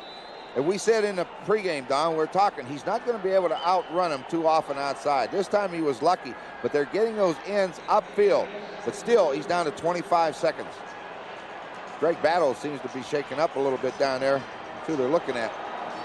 Winnipeg has been shifting their linebackers. James West was the designated import coming into the game. He has gone into the ball game, replacing Paul Randolph on occasion, and they've been flip-flopping those linebackers around. And if Greg Battle comes out, they are in the fortunate position of having that 5th linebacker dressed for today's game. Yeah. Well, it's funny. We were talking with Mike Riley a little bit before the game, you know, and he was talking about, you know, he would have liked to got Petway back on the roster, but you see Greg Battle, he just pulled something. It was never no contact or anything. He just turned to run with Marco Sincar, and he pulled up lane.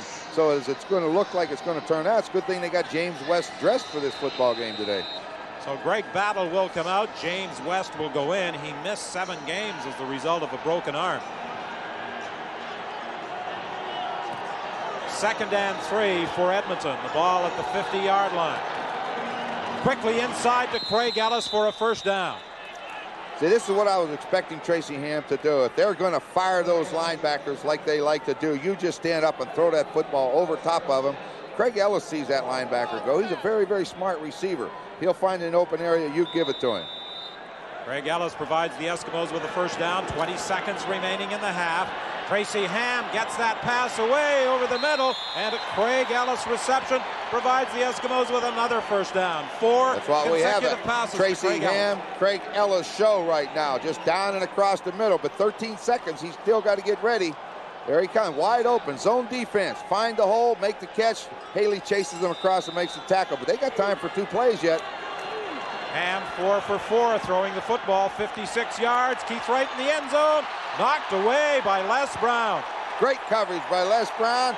You know, he give him a step, 1 step, and then all he did was run with him, looking back at the football all the way down the field. And when that ball was in the area, Les Brown just turned around and bats it down. All right, watch the coverage. Look at Les Brown. Look, look, look. He's got him inside. Now he's watching the football. Watch him close. Right? Just go up with that right hand. That's all you have to do. Les Brown does it well. We talked about them in the opening. They are great corners, Hill and Brown.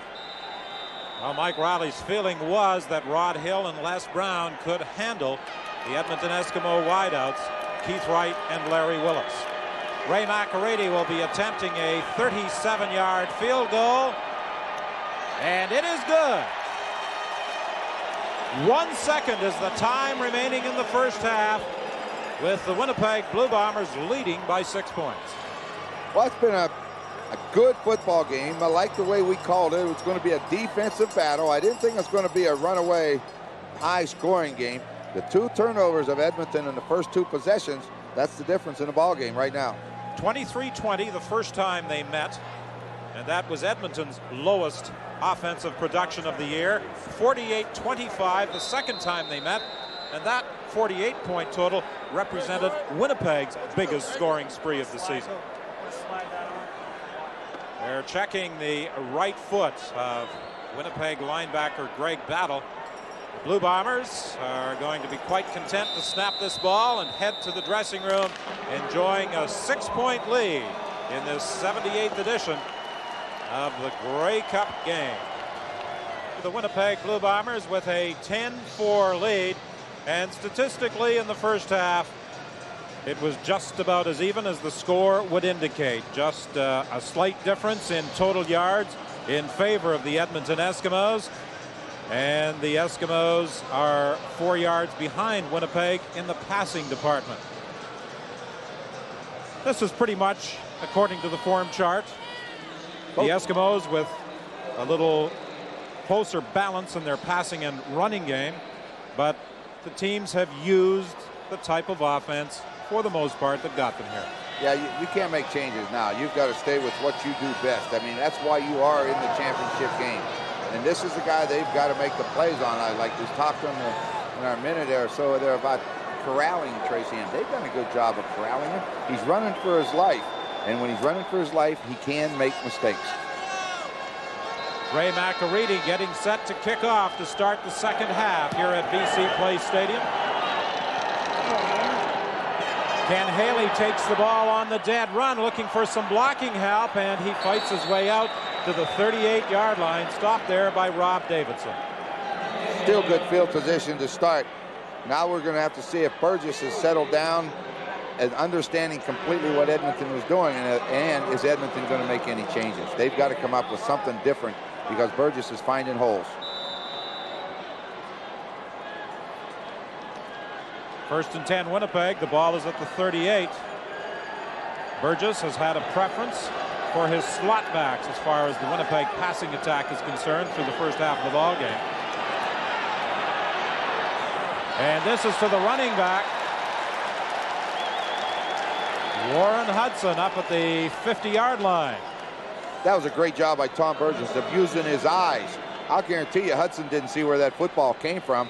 Burgess is running around in the hole, and Larry Ruck's got Hudson man-to-man. Now watch when Burgess comes back. He finds him in a hurry, and he just lets it go. Larry Ruck probably didn't see it, and Hudson makes a nice effort. He just jumps out and catches the football. But Burgess will find the guy. He's quick. He's got a quick release, and he's got quick hands. Kent Austin was saying earlier that Tom Burgess has changed his approach to playing quarterback in the move from Saskatchewan to Winnipeg. In Saskatchewan, he liked the big play. In Winnipeg, he has been forced to be more patient. We've talked about that all year. That's the difference in Tom Burgess from 1990. He's learned to play the Winnipeg system. That's ball control. That means you have to be patient. First and 10 from the 50. Burgess is going to run this one, and he'll pick up about 7 yards. On the sidelines, let's bring in Steve. Don, this is the kind of news that the Eskimos and their fans didn't need to hear. At the half, the veteran receiver, Marco Sinkar, was taken to the hospital with a bruised kidney. Sinkar taken to the hospital with a bruised kidney. Don? Marco Sinkar, who has participated in 7 Grey Cup games, and that is indeed a blow to the Edmonton Eskimos. So Joe Farragelli will be forced to make some offensive adjustments as a result. They're going to be short of a first down. Michel Bourgeau stopping Warren Hudson.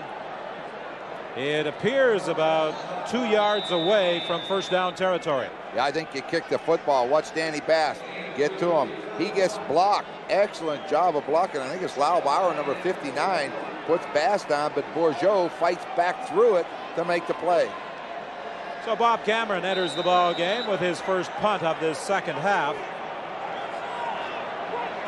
Nick Benjamin will center the ball again, and Bob Cameron is hoping that it comes back accurately, not like one earlier that sailed way over his head. This one is high, but he brings it down and gets away his best punt of the ball game. And Greg Battle was downfield quickly, and with help from Nick Benjamin, they bring down the Gizmo. No return after a 46-yard kick. It will be first and 10 Edmonton from their own 5 when we return. Winnipeg linebacker Greg Battle injured his ankle in the first half. His ankle appears to be okay, but now trainer Ross Hodgkinson is concerned with his left forearm. He appears to have injured himself in making the tackle on the Gizmo down at the 5-yard line. So that means that James West and Randolph are in at those middle linebacking positions. Tracy Ham looking over the middle. It's incomplete. He's been going to Craig Ellis on almost every pattern for the last 6 passing attempts, and that time Craig Ellis was unable to hang on. Yeah, let's tell you, we may get a good look at this. He's got man-to-man from Darrell Sampson. Watch, the ball is thrown. You see that head turn before the hands grab the football. You know, the best receivers still make the rookie mistakes, and that the big thing you have to do, catch it before you run. Second and 10 from the 5-yard line. Ham will try and run for a first down, and he is going to be stopped at the 15. It will be close, depending on where they spot it. James West cut the feet out from under the quarterback, and Joe Farragelli is waiting to see just where that ball is being spotted before he makes the decision. Well, James West gets to play now. You know, he's been filling in and alternating, but we know this. He can play. And, you know, it's really something when you think of how valuable James West was before the season started. When he got injured, he has not been able to get his starting job back. So that tells you how well that set of linebackers play together. There were many people who anticipated that the Winnipeg Blue Bombers may have problems with James West out of the lineup. In fact, they continued to play pretty well. They played super. Well, you know this very quickly. Any coach is going to put his best players on the field. And if those linebackers are playing that well, he can't get in there, you know they're doing a job.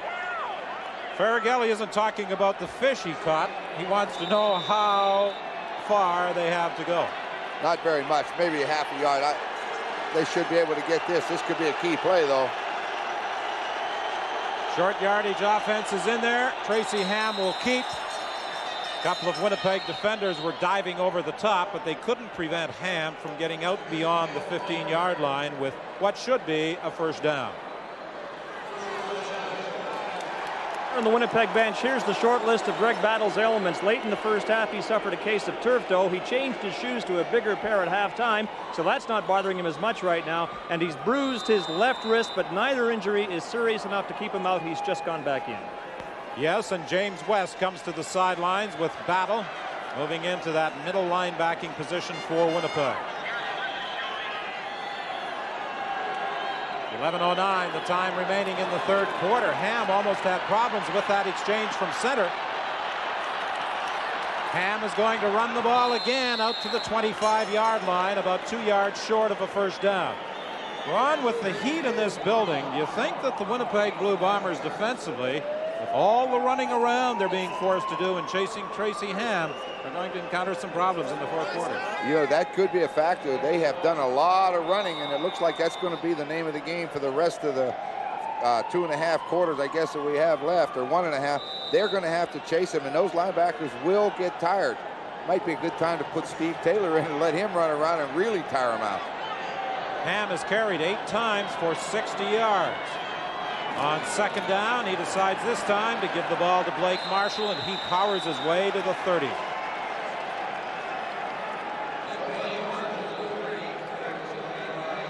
Marshall followed the block of Pierre Vercheval. Winnipeg had sent in a short yardage defense. Leon Hatziano now comes out, and Les Brown goes into the ball game for Winnipeg.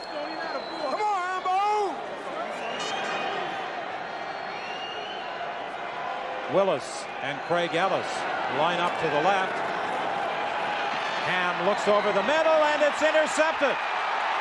Battle with his second of the game. He may score. He will easily.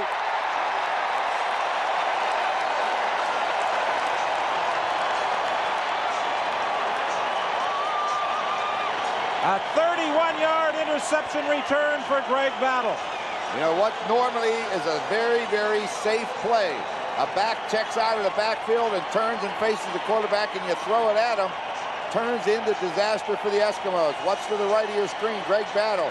The ball's going to be thrown right at Michael Souls, but all of a sudden Battle takes it right out of his hands, and now it's an easy run for the end zone.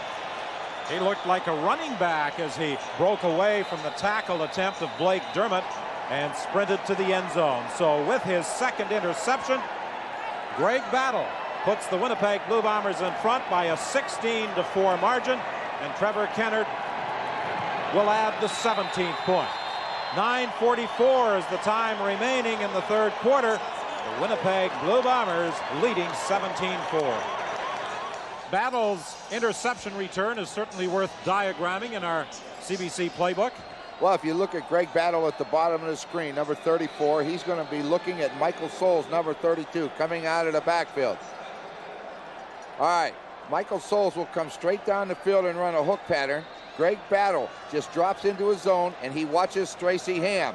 When Tracy Ham turns his head, all he does is react. Right here, as the ball's thrown, he reacts to the football, just takes it out of his hands, and from then on, it's game over. He just jogs in for a touchdown. Well, earlier this week, Greg Battle was acclaimed as the best defensive player in the Canadian Football League. He has designs on earning similar honors in this Grey Cup game. Well, I'll tell you, he's been everywhere. I mean, we've seen him at free safety. We see him making tackles behind the line of scrimmage, and now he intercepts a pass for a touchdown as a linebacker. I don't know what else he can do. Smith pitches the ball to the gizmo for this kickoff return, and he's upended at the 39-yard line. Albert Williams was the first to make contact with Henry Williams, a 25-yard run back after a 61-yard kickoff. At the conclusion of the game, the outstanding player, the best defensive player, and the best Canadian player will be presented with carvings along with an RCA camcorder for the Molson MVP award winners. The only thing on that screen right now, those 2 interceptions, have hurt Tracy Ham and the Eskimos.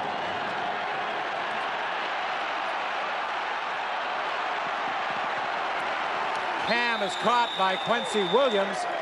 He tried to move away from him, but Williams didn't go for the fake and made the tackle at the 45. Well, you see, he has to run out of that pocket again. Tyrone Jones coming on a blitz. You see Blake Marshall takes him on. Number 22, he hangs on, and then Michael Souls is there to double team him and turf him, put him on the ground. But still, the pressure and the coverage downfield forces Tracy Ham to run.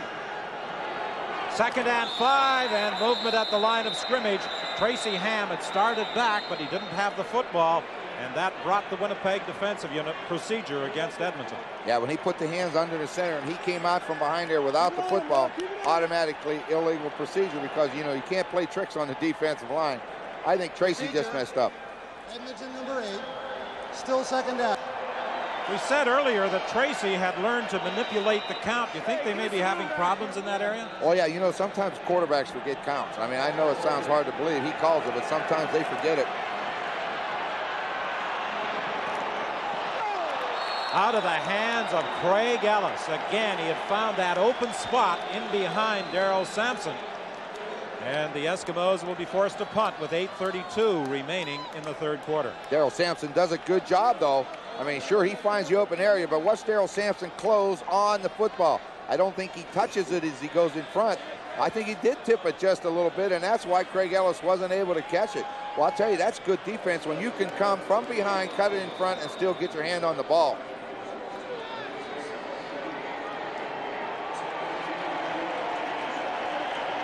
Ray McAreedy stands at the 25-yard line.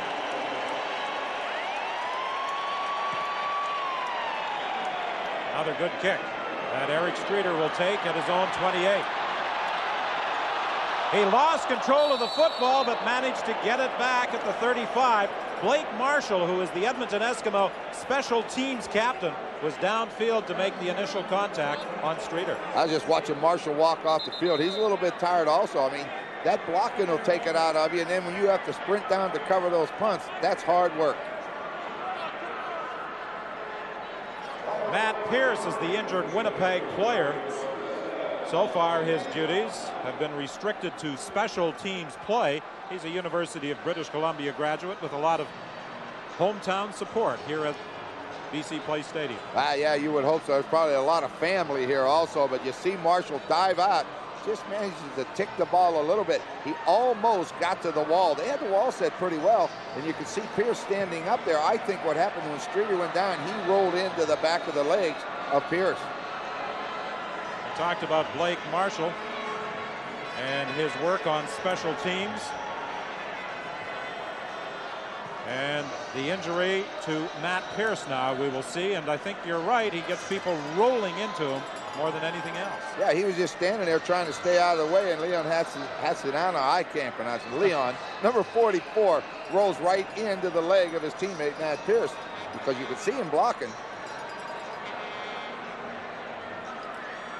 Len Amy, the equipment man for the Winnipeg Blue Bombers, out there with therapist Ross Hodgkinson helping Matt Pierce off the field. 22 years in that capacity. He said next year will be his last. He's going to retire. Well, he must like it to be there that long, and you know, it's something when he makes the plan to retire. He still may not retire. Now he says he will after another year, but we'll see. Well, there were a number of Saskatchewan fans who thought they would be making the trip to Vancouver to cheer on their beloved Rough Riders in a second straight Grey Cup appearance, but the Edmonton Eskimos took care of that in the Western semifinal. 1st and 10 from the 35-yard line.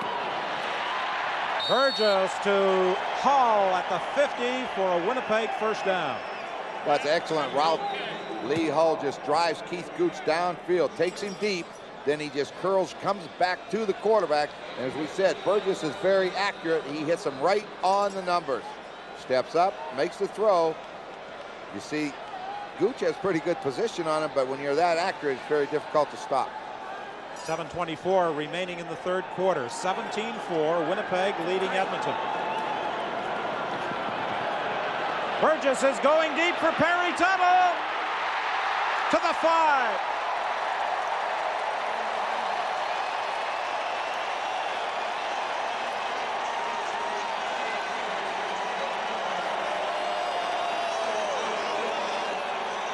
Just outstanding play by Perry Tuttle. Perry Tuttle runs straight down the field faster than anybody Winnipeg has. All he does is get a zone split right up the seam.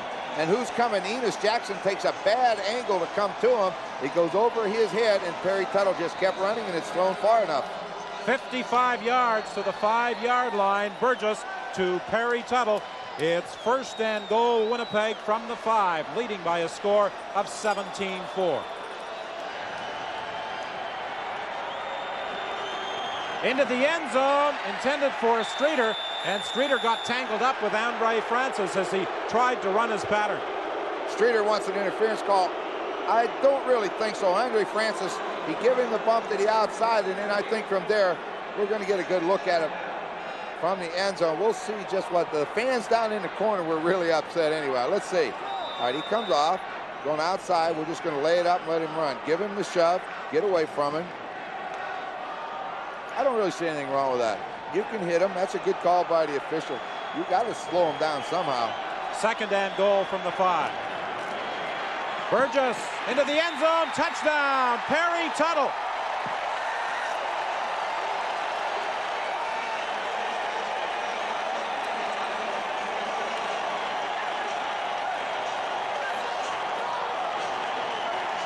Well, if this is going to mark the end to Perry Tuttle's CFL career, he's going to go out in a blaze of glory. Well, this is the guy they wanted the big plays from today. As we said earlier, 20-yard average per catch. But when you don't need 20, he can catch the short ones also. Just right out in the flat. Burgess throws it very, very well on the run. Just comes out, lets it go. Now watch Tuttle. Catches it. Get the foot down, inbounds. That's all he wants to do. Hang on to it before he goes out of there. And Trevor Kennard adds the point after, and the Winnipeg Blue Bombers have now produced 2 third-quarter touchdowns, and they have taken control of this 78th Grey Cup championship. They now lead it by 20 points. Just a sprint out. He said they weren't going to have Burgess in the same place every time. This time he half sprint, throws it on the run.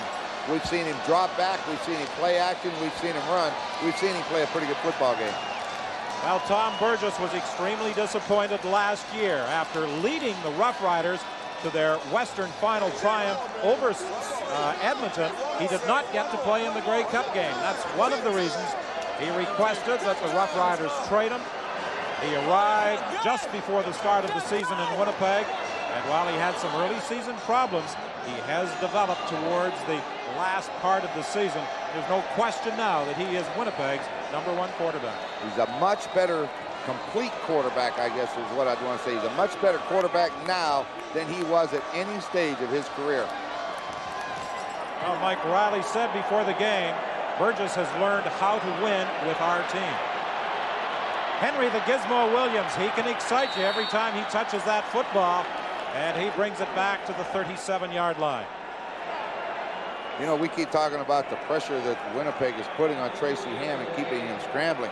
But Mike Riley's got to be very pleased with the coverage downfield, because many times Ham has had time to throw it when he's got outside, but there's been nobody open. Well, Joe Farragelli has to be concerned now. His team was the 2nd most productive offensively. So far, they have been limited to just 4 points in this Grey Cup championship. Craig Ellis is open for a first down, loses the ball. Winnipeg claim they've got it, and the official concurs. Ken Haley comes up with the football. David Bovell knocked it away from Craig Ellis. I thought maybe the whistle had gone, but obviously it had not. Boy, Craig Ellis runs a great pattern. Watch him. Down, start to the outside. All right, he starts, he sees West, he slides right back inside, allows West to go by. He makes the catch, and as he's going to the ground, Bovell comes in with that right hand underneath and bats that ball away. And Craig Ellis was injured on the play, and with Marco Sincar already out of the ball game, and if Craig Ellis can't continue, that is really a blow to Joe Farragelli's passing attack.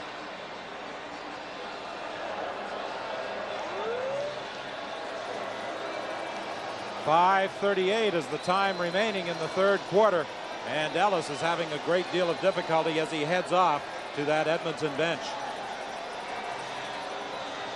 Okay, here's where we see Craig Ellis right here. Craig Ellis just goes down, and he's going to break to the outside. But when James West slides by it, Ellis reverses and comes back inside him to catch the football. That's good pass route. Watch him. Comes down. Now, break in. Now slide away from him. If West is in your vision, if you turn to look at the quarterback and you see a blue jersey, slide. He did, but the only thing he forgot to do is keep the football. A good view provided by our overhead camera here at BC Place Stadium. And Craig Ellis appears to be in a great deal of pain. What a year he had. 106 receptions to lead the CFL. He was in a battle all year with Darrell Smith for the touchdown reception lead. And with that hit from Bovell, you see that leg bent right underneath Craig Ellis. Winnipeg 1st and 10 from the 53-yard line. Burgess is going for it all, looking for Mims, out of bounds.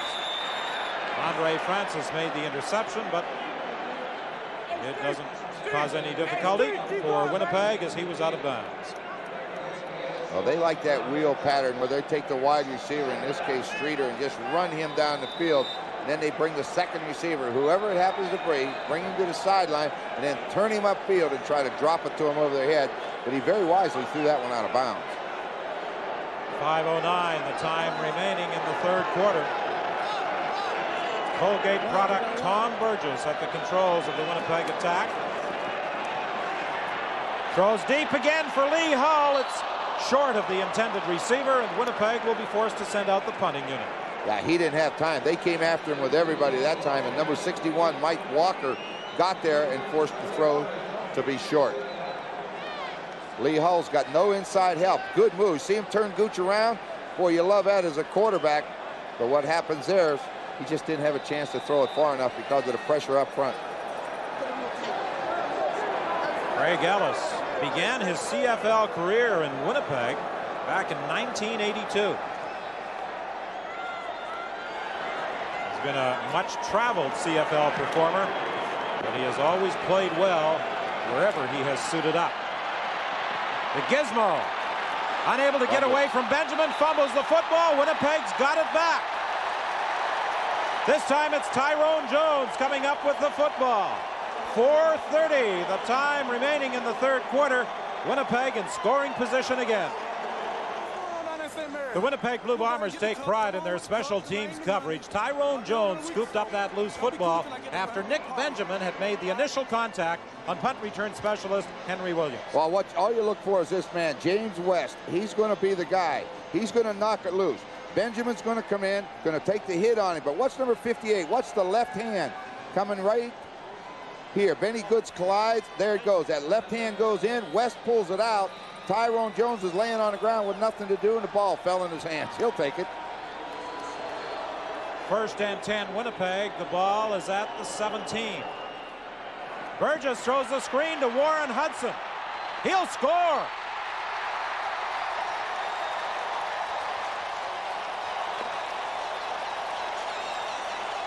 Don, we talked at halftime, we would see some more screens from Winnipeg because of the pressure. Burgess picked an ideal time to call it. You know when you get close to the goal line, they're going to come after you. He just sprinted out and dumped it right into Hudson.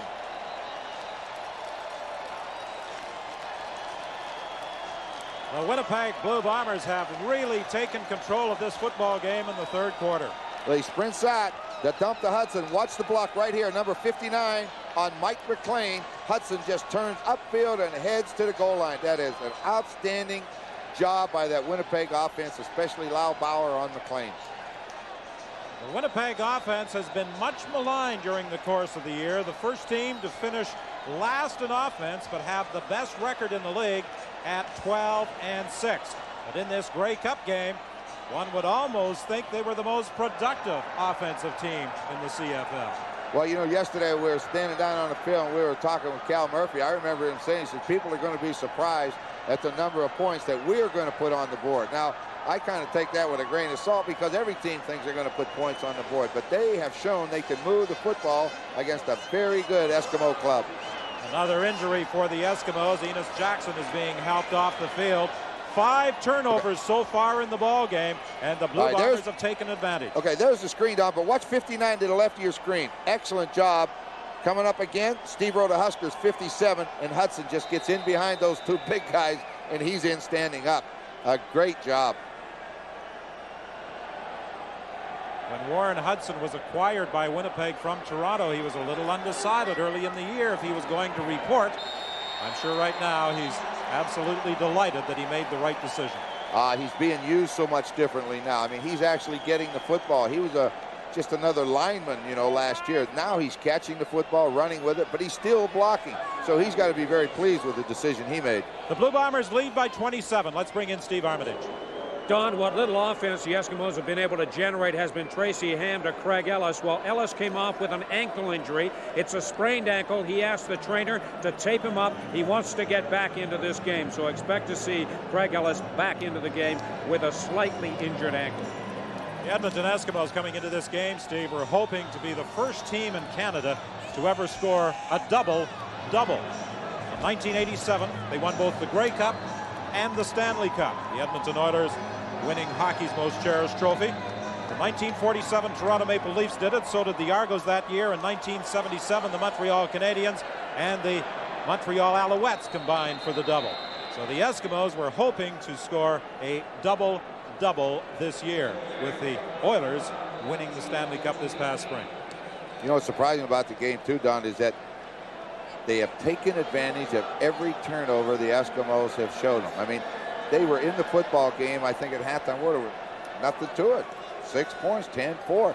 They come out and they turn it over. Burgess don't waste any time. He gets a chance right to the jugular. They put it in the end zone. That's a sign of a good football team that takes advantage of opportunities. 31-4 is the score.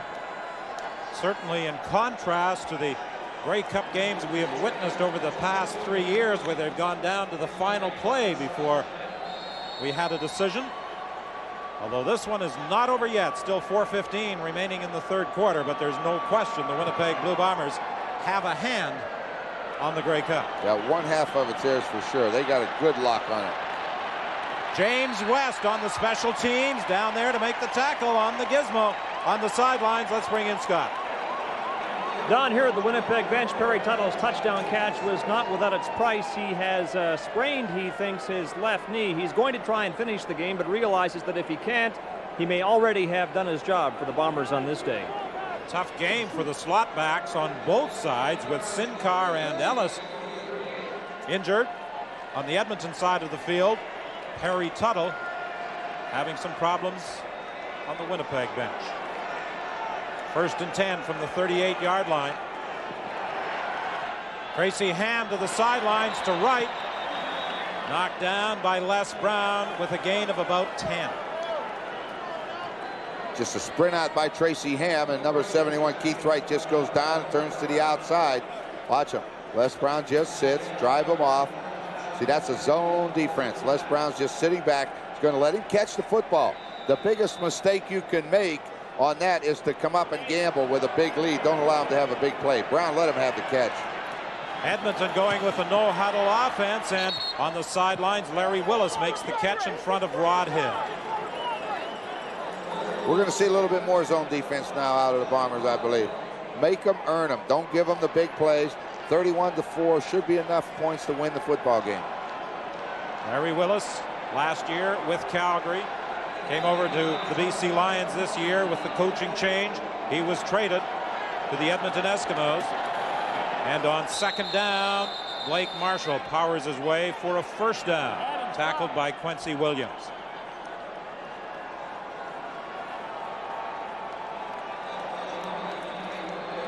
See, with 3 minutes left in this third quarter, Winnipeg can be very content. They don't have to make any more big plays. They've got to stop Edmonton from making big plays. They've done it all day.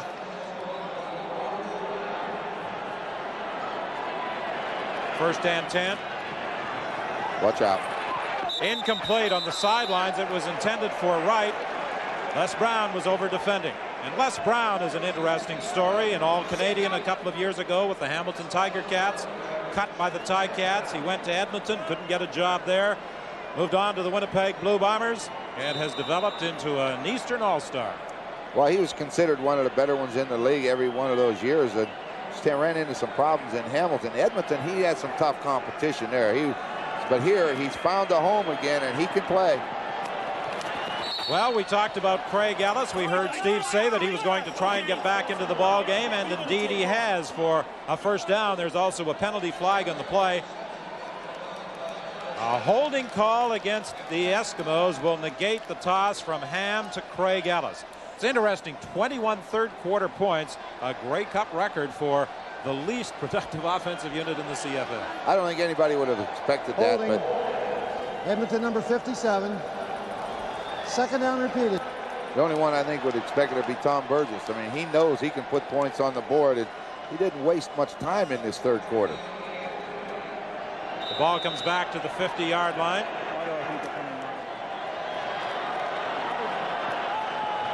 Wide open down the middle, but unable to hang on is Jordan Gartner, who has come into the ball game as an injury replacement.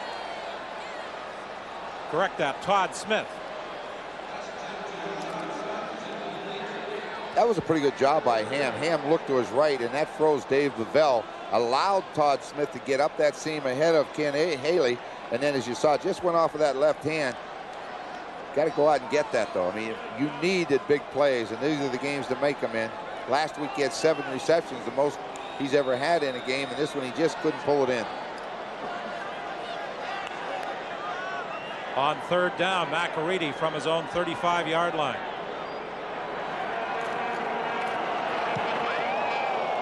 Rod Hill is trying to get through on the block. Here's the return by Ken Winey. And Jordan Gartner is there to make the tackle at the 48-yard line. That might be one of the best returns of the entire season for the Winnipeg Blue Bombers on their punt return unit. 41 yards. I haven't seen him do that all year, so that probably is the best. But it just seems like today, Don, everything's going the Bomber way. Watch the wall set up. Winey starts to his right. Street is going to help him. There's one block, but look at the room that he's got to move. Coming in there, I mean, they're doing everything right. Gartner makes the tackle, and Winey goes down. But it's the Bombers' day. They're executing the way a coach would like to see it. 1:42, the time remaining in the third quarter. Burgess dumps it off to Rick House. And he's to the Edmonton 27. Well, tackled by Brett Williams. Sorry, Don. This is where, again, you see the quick eyes and the quick release of Tom Burgess. He starts to scramble to his left, and then all of a sudden, just out of nowhere, he sees Rick House, and the ball is gone. Watch him. He's looking around, doesn't like anything. Now he starts to run, but all of a sudden, bang. Just stop, throw it off the left foot right to number 31, House, and House runs it down inside the 30-yard line. Brett Williams made the tackle, and he is the injured player. He was telling me yesterday that after the season ends, he will have surgery on a shoulder that has been causing him problems throughout the course of the year. In the offseason, he is a professional wrestler, but because of that shoulder surgery, he suggested that his off-season activities may be curtailed. Yeah, if you have surgery, it'll slow you down a little bit, especially in that sport for him, because he's so big, it'll take a long time for that injury to heal. And I think it looks like the injury's in the upper leg muscle of the right leg. Someone suggested that this was almost an incestuous relationship, this battle between Edmonton and Winnipeg, and that so many players have played with the other team or been associated with the other team. Joe Farragelli, for example, an assistant coach in Winnipeg in 1987, an assistant to Bud Riley, Mike Riley's father in Winnipeg in 74, 75, 76. Bruce Lemmerman, the assistant to Murphy and Riley, and now the director of operations for the Eskimos. Cal Murphy, the Bomber general manager, was an assistant in Edmonton. Mike Riley was an assistant to Hugh Campbell when he coached at Whitworth College. Hugh Campbell, now the Eskimo general manager.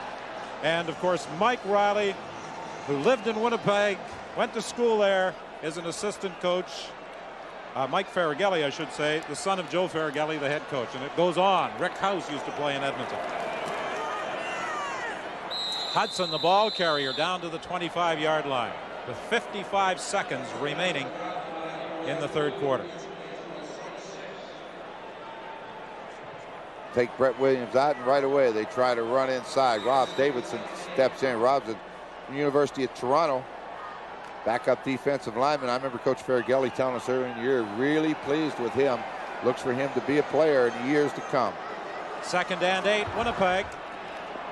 Burgess looking into the end zone for Lee Hall. It draws a penalty flag. He was spun around by Keith Gooch.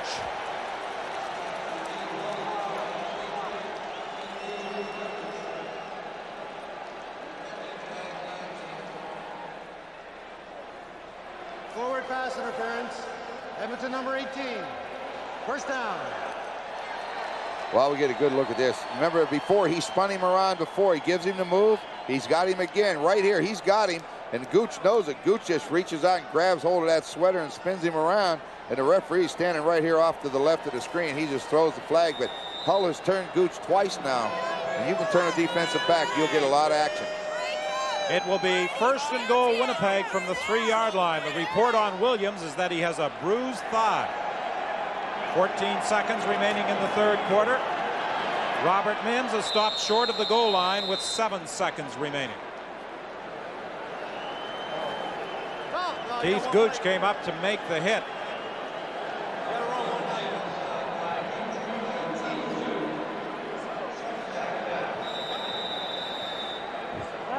Benny Goods into the ball game defensively. He played 2 games earlier in the season for the Edmonton Eskimos. This should be the final play of the 3rd quarter. 2nd and goal. Warren Hudson, touchdown.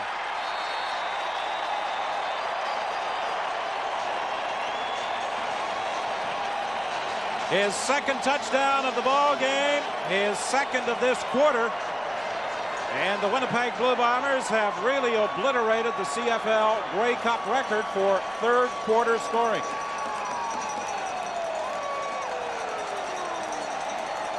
They now have 27 3rd quarter points, and Trevor Kennard will try and make it 28 points in this 3rd quarter.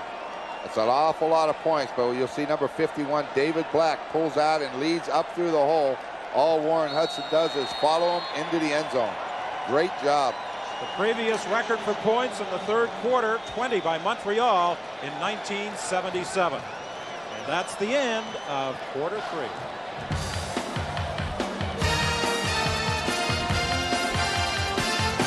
Game 15 minutes ago. Yeah, how times change when you take advantage of opportunities, and the Bombers have taken every break that they've gotten and converted it, and that's a sign of a good football team. 38 points. I don't think anyone would have expected that many.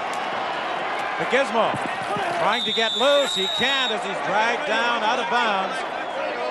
Michael Allen was the man who hauled him down. 13 yards on the run back. Statistically, the Winnipeg Blue Bombers only have 47 more net yards than the Winnipeg Blue Bombers, but those 5 turnovers, Winnipeg has capitalized in that area.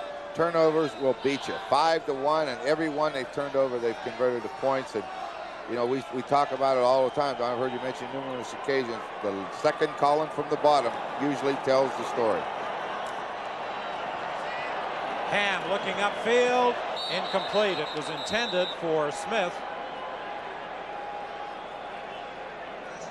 2nd and 10 for the Eskimos, trailing 38-4.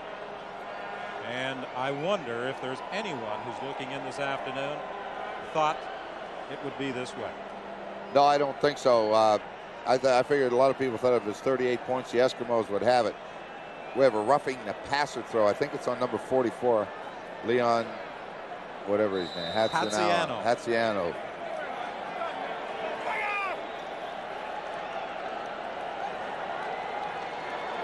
1st and 10 from the 50-yard line. Ham can't find a receiver, gets some blocks, and will be very close to another Edmonton 1st down. Well, you can't say enough. You know, we keep talking about the pressure on Tracy Ham. He's eluded the pressure numerous times, but the secondary coverage downfield, when Tracy Ham looks up, he still has no receivers to throw the football to.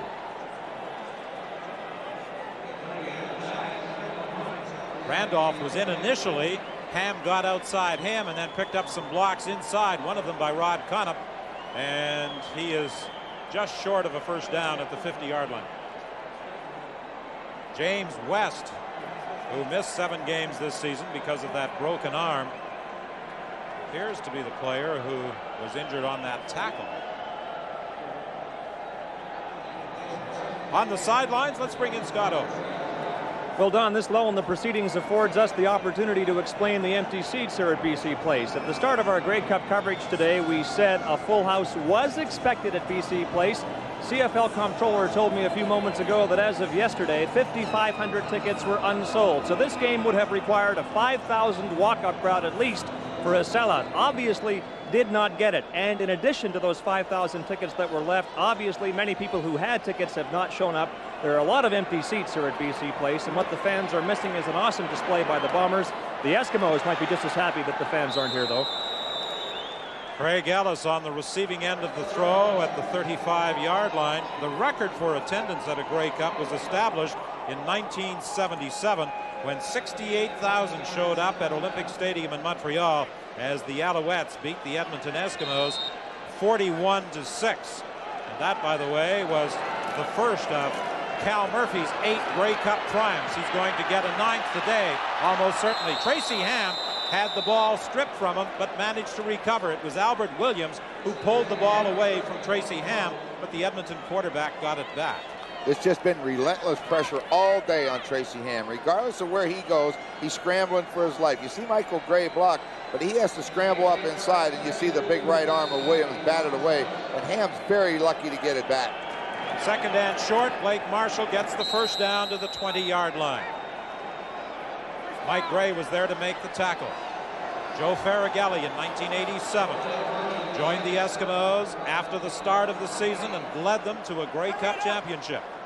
I don't think he's going to get his second as a head coach this afternoon unless a miracle occurs with 12:40 remaining in the ballgame. No, I don't like his chances today. When they showed us a shot of the Edmonton bench a minute ago, you could almost see it in their eyes. Larry Willis in the end zone.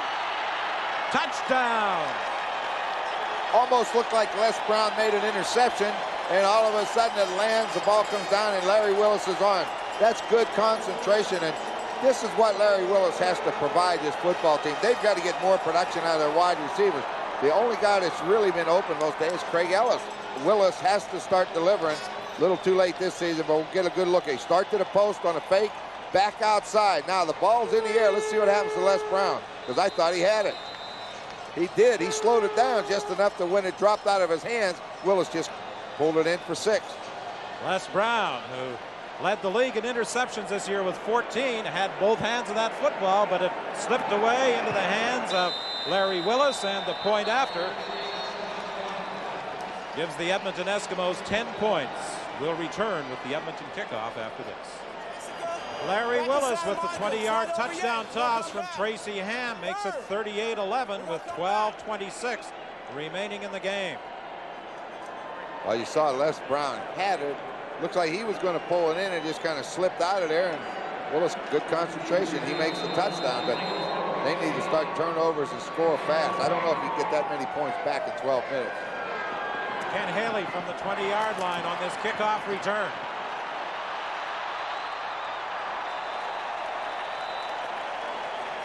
David Shelton made the tackle at the 54, a 35-yard run back by Ken Haley. Yeah, that's good field position. If you're the Eskimos, you need a 2 and out in a hurry. That meant great coverage downfield, starting at the 55. Even if they have to kick the ball, you're going to have 100 yards to go. We talked earlier about Cal Murphy, the Winnipeg general manager, winning his first Grey Cup as an assistant coach with Montreal in 1977. He won 5 more with the Eskimos from 78 to 82. One as head coach with Winnipeg in 84, another as the Winnipeg general manager in 88. He's trying for a 9th this afternoon. He's never been to a Grey Cup game that he has lost. We should have thought of that yesterday. Robert Mims was tackled by Benny Goods after a pickup of just about a yard, and now time is very much the enemy of the Edmonton Eskimos as the clock continues to run. 11:40 remaining in the game. Yeah, that's the enemy. It's not the Bombers anymore. Forget it. They just got to hope they stop and get the ball back a number of times so they can get points. But the time ticks away and doesn't wait on you. Benny Goods gets a quarterback sack. He was the designated import coming in, and he got through on Tom Burgess at the 50-yard line. I think that's the first time this afternoon, apart from a play earlier in the first half, that I recall now where Burgess has had problems. Well, you see Danny Bass just coming around the outside, but the sack was made by number 40, Benny Goods, coming from the left side. As you say, the designated import. Played a couple games this year as a defensive end. Now he's in there as the backup linebacker. When the injury came last week to Jeff Braswell, that enabled him to be on the roster for the Grey Cup.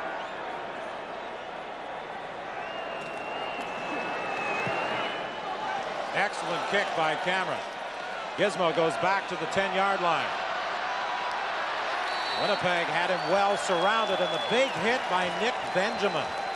He's the center. He got downfield to deliver the blow that brought Williams down. I talked earlier about Cal Murphy and his 8 Grey Cup rings. Brett Williams doesn't have one, and he's been around the CFL for a few years.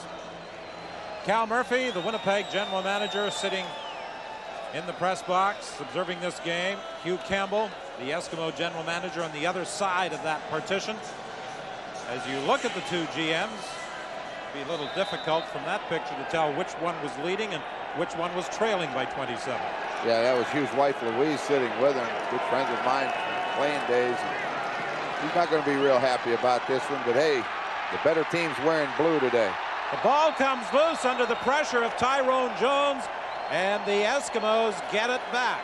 It was McConnell who pounced on the football after Tyrone Jones took it away from Tracy Ham. We'll get a better look at it on the reverse angle camera. Well, he's getting the pressure again. Look, Tyrone Jones drives inside. West comes around. He's trying to go deep, and now as he steps away, Tyrone Jones gets one hand out there, and as he reaches around him, he knocks the ball with the right hand, and it falls to the ground. And on the 1-yard line, the Eskimos are going to have to come up with something. He was looking deep that time for Keith Wright, but he had double coverage. Ham being chased in the end zone and down by James West for a safety touch. Well, James West just lined him up, and it was like just dove right out, laid out in midair, and just dropped him. He looked like a panther stalking its prey. He waited back at about the 3-yard line, and as soon as Ham got outside of the contain, he accelerated and belted him. That's what it comes down to. Who's going to make the first move? Watch him. He's waiting. He's waiting. Let Ham make the move. Ham made the move to try to go outside. He just laid out and dropped him. That's what you have to do, because a quarterback wants you to make the first move so he can step around you. West outweighted him. It's been a rough afternoon for Tracy Ham.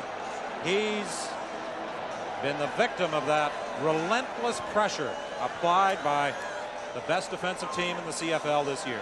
You know, I still like Tracy Ham. Shown me an awful lot today. He's got knocked around a lot. The Eskimos have chased, or the Bombers have chased that Eskimo quarterback all over this stadium, and he just keeps coming back.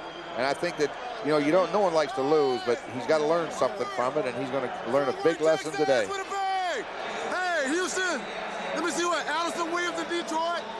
All my friends in Detroit. So with the 2 points, the Bombers now increase their advantage to 40-11. And the Edmonton Eskimos are forced to kick off with 9:54 remaining. This will be Mike Riley's second Grey Cup triumph as head coach with the Winnipeg Blue Bombers. And Ken Winey will return the kickoff, but this time he won't get beyond the 33-yard line. Jordan Gertner and Mark Mathis were there to make the tackle.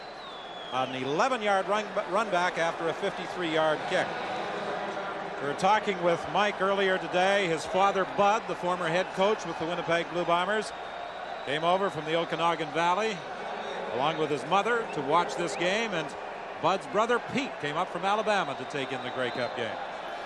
Well, with Pete, I mean, I knew Bud Mary'd be here, but with Pete, you never know where he's going to show up. He's just one of those kind of free-spirited guys. He got all the way to Vancouver.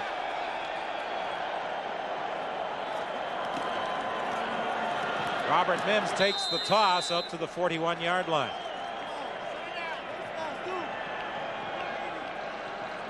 Both Robert Mims and Warren Hudson were Eastern Division All-Stars this year. Benny Goods played 2 games late in the season for the Edmonton Eskimos. He did not dress in the Western Final against Calgary. Was the DI coming into this game and has come into the game as an injury replacement. Incomplete. It was intended for Rick House. Clear it out. Send Lee Hull straight up the field, and then all you do is bring Rick House down and break him out behind him, but he got it a little bit too far out in front of him.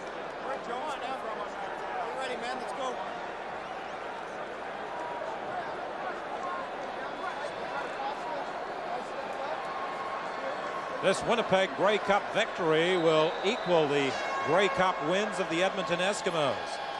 They have engraved their name on the Grey Cup on 10 occasions. Winnipeg had 9 Grey Cup triumphs coming into this 1990 championship.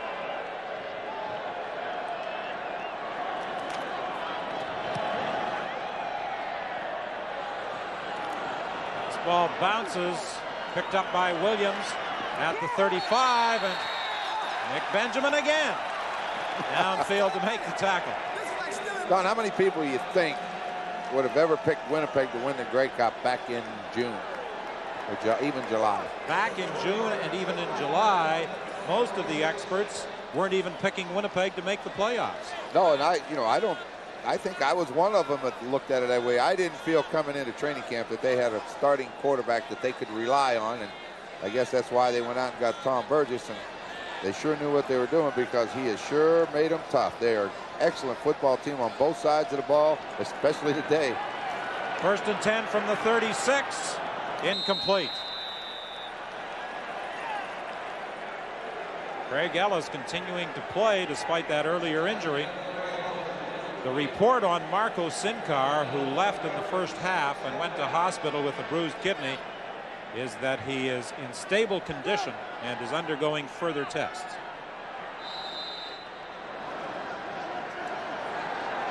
Second and 10.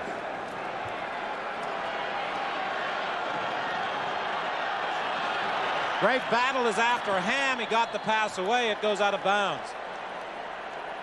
Again, you saw how much time Tracy Ham had to throw the football. He had enough time to throw it. But I look downfield, I can't find a white jersey without a blue and right beside it. And if you give a guy enough time, this is a tough hit for a quarterback to take. Watch. So you get underneath that shoulder, get under that right shoulder, and when you come down and you drive that body into it, that hurts. They got to get open for him. He can't. He's doing everything, but he needs some help. 8:03 is the time remaining here at BC Place Stadium. The Winnipeg Blue Bombers en route to their 10th Grey Cup championship, leading by a score of 40-11.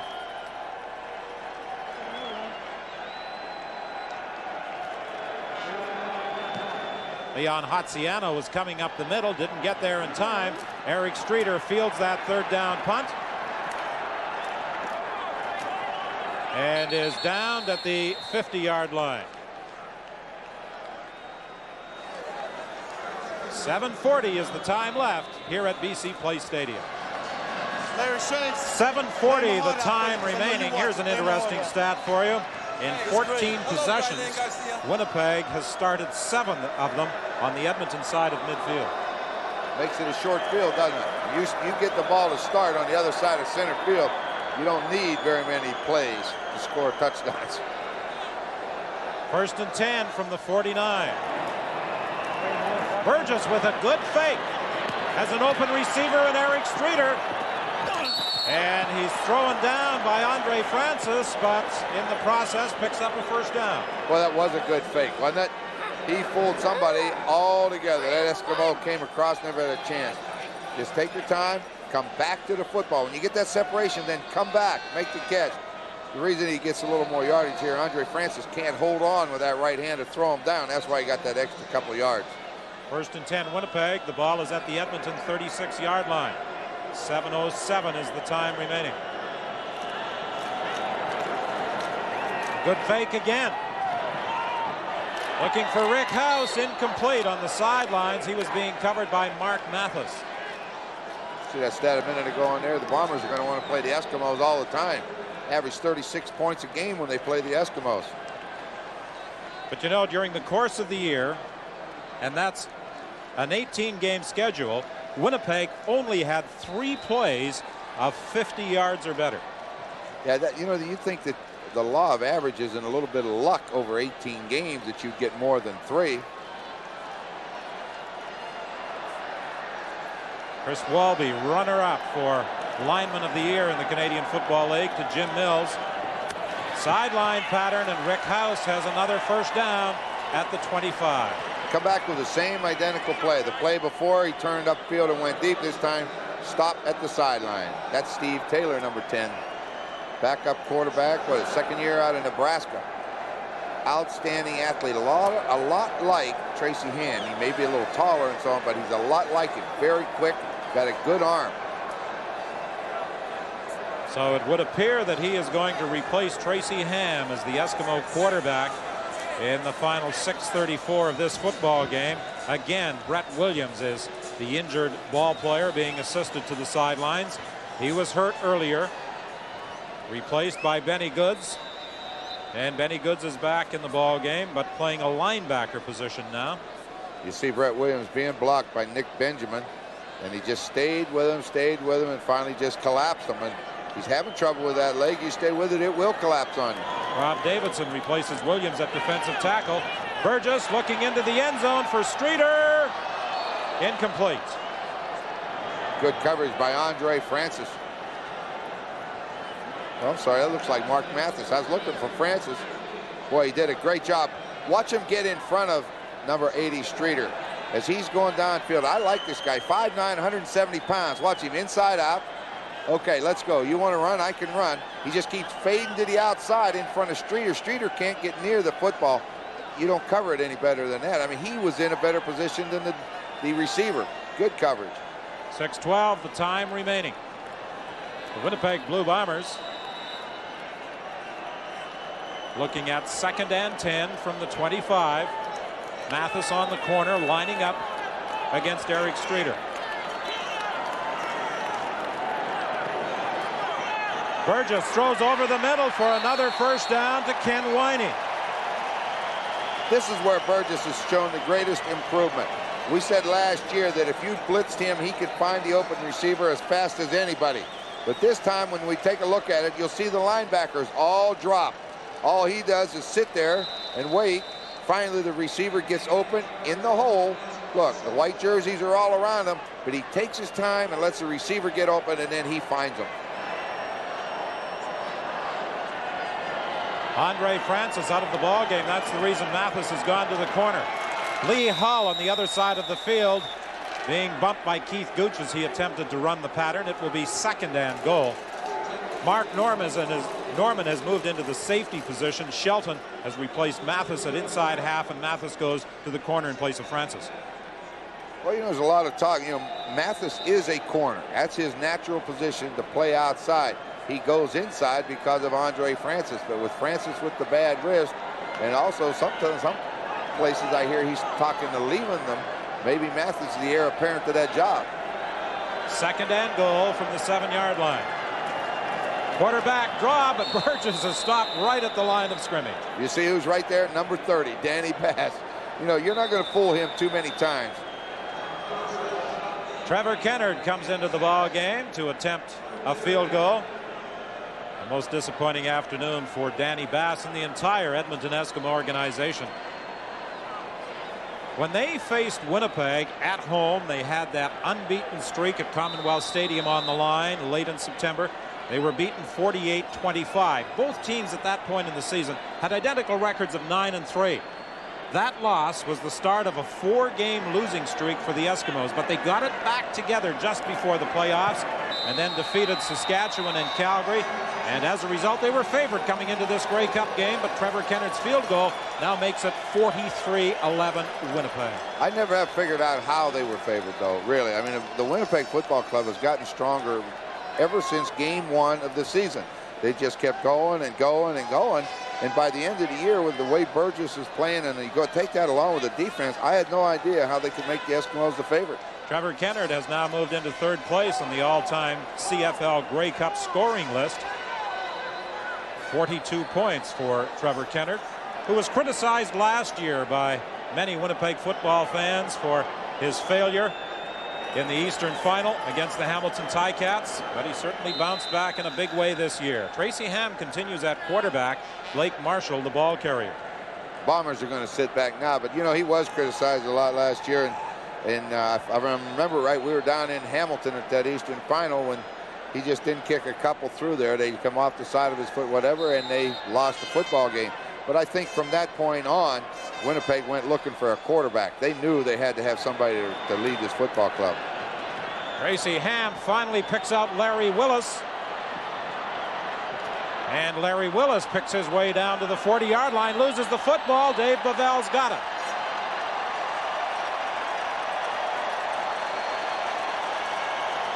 Just another turnover. There's been a lot of them today, and most of them have gone to the guys in the blue. So the rookie safety of the Winnipeg Blue Bombers is going to keep that Grey Cup football as a souvenir. An interesting young man, Dave Bavell, who grabbed that ball away from Willis. Used to race BMX bicycles for a factory team down in California. His off-season pursuits, he writes political satire. Has a friend who works with Saturday Night Live, has sent some of his scripts to that program. Danny McManus has now replaced Tom Burgess as quarterback of the Winnipeg Blue Bombers. And he gives the ball to Robert Mims, taking the clock down to 3:26 remaining in the game. You know, I think back to early in the season, we did some Winnipeg games, and the big quarterback controversy at the time is whether Burgess or McManus should be #1. And Mike Riley just kept saying Burgess is our quarterback, and he was being second-guessed all over town. But I think people finally are starting to understand you cannot walk into any professional football league and expect to be the starter. You don't know enough, and Burgess has shown you why. When you put the ball and the job on the line, he has got it done this year. McManus finds Rick House for a first down at the 53-yard line with 2:50 remaining in the game as the Winnipeg Blue Bombers are on their way to their 10th Grey Cup triumph. That trophy first presented to the Winnipeg Blue Bombers on December 7th, 1935. They beat the Hamilton Tigers 18-12 to become the first Western team to win the Grey Cup. Other victories in 1939, 1941, 58, 59, 61, and 62, 1984, 1988, and again in 1990.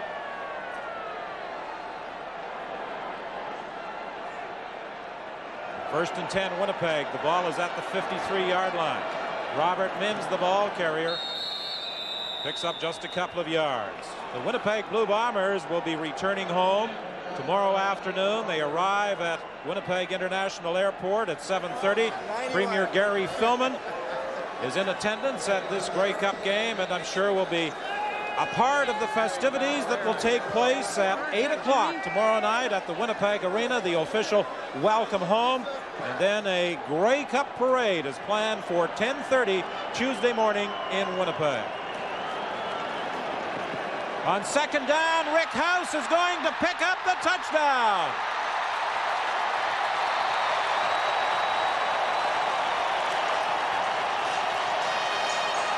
Boy, when you hit the defense right, and they have done it all day, 56 yards. Danny McManus just throws it up the middle of the house. He catches it in full flight. Once he caught it, it was over. Rick House, the leading receiver during regular season play with Winnipeg, 56 yards for the touchdown. Watch a reverse angle. Gets the good pressure. Larry Ruck is coming. The Shelton cannot run with Rick House, and when House turns it up the field, it was over. McManus made the right read. He saw the safety man try to run with Rick House, and House ducked underneath him right up the middle of the field, and then was gone. Trevor Kennard with the point after.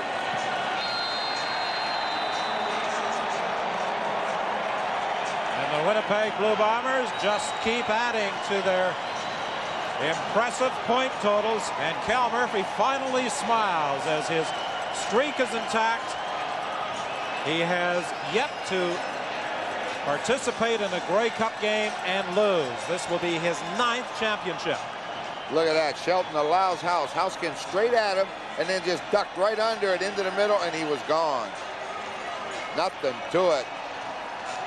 The last time a team scored 50 points in a Grey Cup game was 1956. Edmonton beat Montreal 50-27.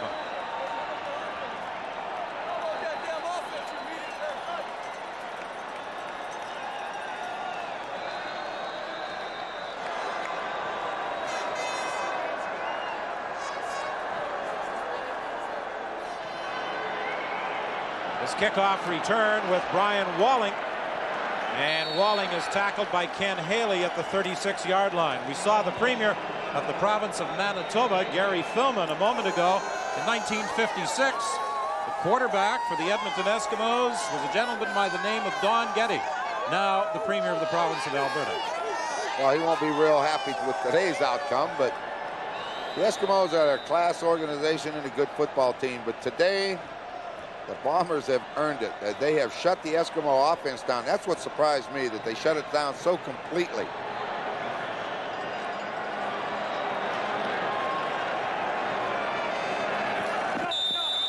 No good. Keith Wright made the catch on the sidelines, and he draws a penalty flag. The official there reacting, feeling that that ball was thrown at him by Keith Wright after he ruled that he had not made the catch.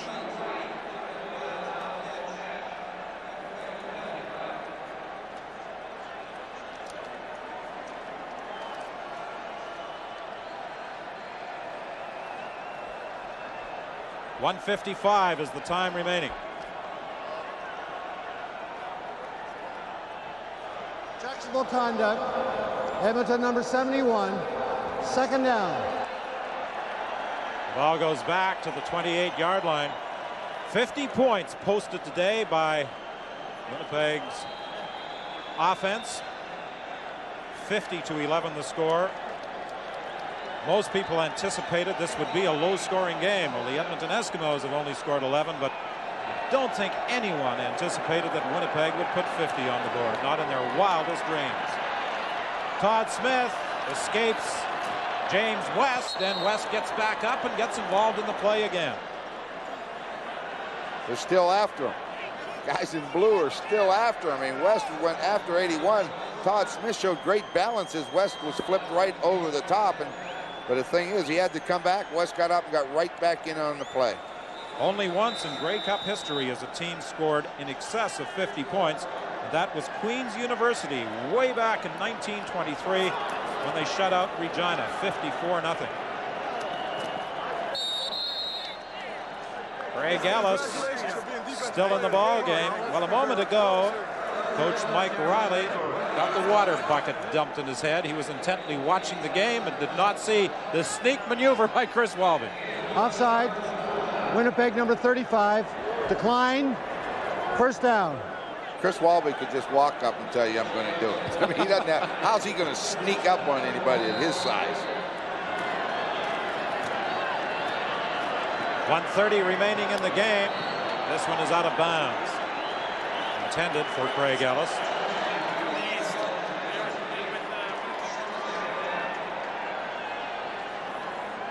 This game especially satisfying for two players, Chris Walby and Perry Tuttle. They did not play in 1988 in Winnipeg's last triumph. Walby was out with a knee injury.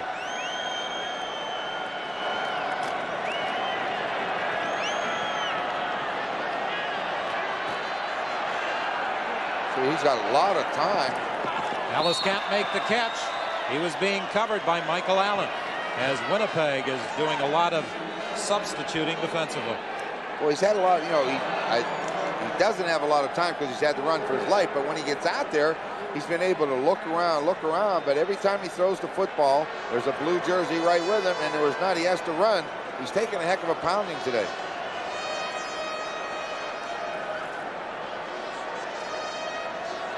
Well, the facial reactions on either side of the field pretty much tell the story of what has taken place here at BC Place Stadium today.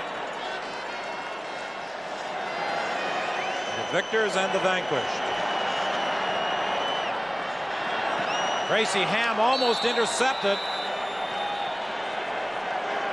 Randolph got his hand on that football, and not surprisingly, Tom Burgess has been named the outstanding player of this 1990 Grey Cup game. The best defensive player, Greg Battle, a pair of interceptions, his first, led to the initial Winnipeg points, setting up a field goal by Trevor Kenner just when it appeared as though the Edmonton Eskimos on their first possession were going to drive for a touchdown. Yeah, that may have been the biggest play of the game. You know, Edmonton needed to get something going. They did. First drive down the field. The Greg Battle playing free safety makes the interception.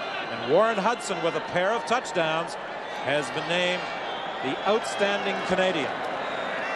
They are the Molson MVP award winners. Lee Hall down at the goal area, and Danny McManus couldn't get it to him. He was being double covered by Keith Gooch. Sammy Garza, pardon me, has now moved in as quarterback. So Mike Riley is letting everybody play this afternoon. Well, McManus got his touchdown. You must let Garza see if he can get one.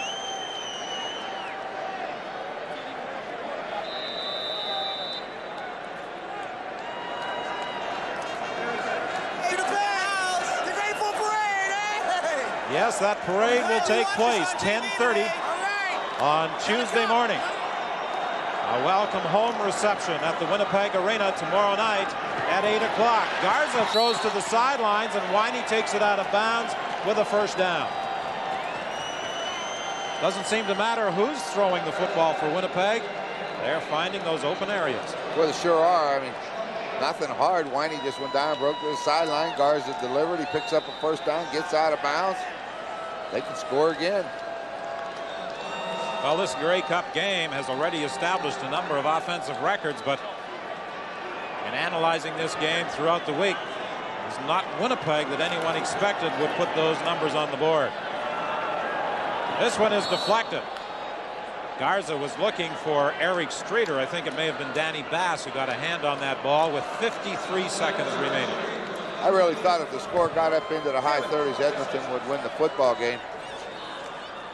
They didn't get to the teens. Veteran Hector Potier, who was with the Edmonton Eskimos during that string of 5 straight Grey Cup triumphs, a spectator today. I don't think even in his prime Hector would have made much of a difference out there against that Winnipeg defense today. Not 39 points worth. This one is intercepted by Larry Rock. He's tackled immediately by Ken Winey, who was the intended receiver of that Sammy Garza throw. That was just throwing into coverage. That's inexperience. It's going to happen. But that's why it's so important to get Garza in. You know, this is a championship game, the one you work for all year. You want to get into this one. And I don't think he ever expected to, but he's in there. He's getting a chance to play, and it'll help him next year. Well, the Winnipeg Blue Bombers have all the meaningful records, I suppose, this afternoon, but the Edmonton Eskimos do have a record of their own. They're the first Western team to play every Eastern team in a Grey Cup game. Chris Johnstone takes a hit as he gets up to the 43-yard line. Edmonton played Montreal in 1979. Hamilton in 1980, Ottawa in 81, Toronto in 82, and now Winnipeg in 1990. They've hit them all. Of course, you get to that many Grey Cups that they've been to, you're going to bound to hit some different people. Michael Souls brought down by Albert Williams finally with help from Jeff Croonan. I think absolutely everybody on that Winnipeg bench has had an opportunity to play this afternoon. Oh, yeah, I don't think there's anybody down there that's missed. If it is, I don't know who it is. We've seen Michael Allen. We've seen Winey. We've seen Ball. When the third quarterback gets in, you know everybody's been in. Well, it's been a remarkable year for the Winnipeg Football Club. Dumped off to Michael Souls, and Souls will pick up another Edmonton first down, tackled by West and Randolph. 5 seconds remaining. One more snap. The team that wasn't even picked to make the playoffs is going to win the biggest trophy in the Canadian Football League, the Grey Cup.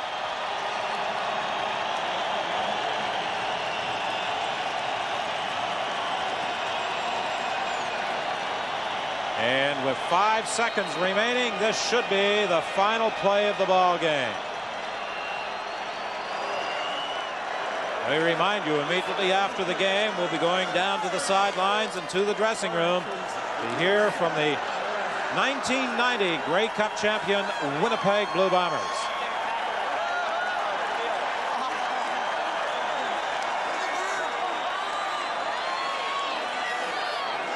Very satisfied Mike Riley.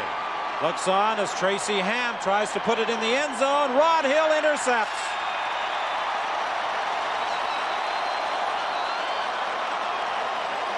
And Rod Hill is going to run out of bounds and provide a fan with a souvenir. 50-11, the Winnipeg Blue Bombers defeat the Edmonton Eskimos in this 78th Grey Cup championship. Well, very deserving, though. I mean, there's not any doubt about it when you beat a team 50-11. I don't think anyone expected it, but the Bombers came out, and when they snuffed out that first Eskimo drive, they sort of took control. And then especially that third quarter was unbelievable. Every time it turned around, Winnipeg was in the end zone. On the sidelines, let's bring in Scotto. Well, Don, I'm with the defensive player of this game, and I think he was the real hero. His 2 interceptions really broke the backs of the Edmonton Eskimos on this day. And Greg Battle, you had the kind of game that a linebacker would dream about. First of all, I'd like to thank my Lord Jesus Christ for giving me the strength, and my wife and my grandfather supported me throughout the year. It's a great game, and our defense showed up as well as our offense. This defense was ready for the Eskimos on this day in every way, weren't you?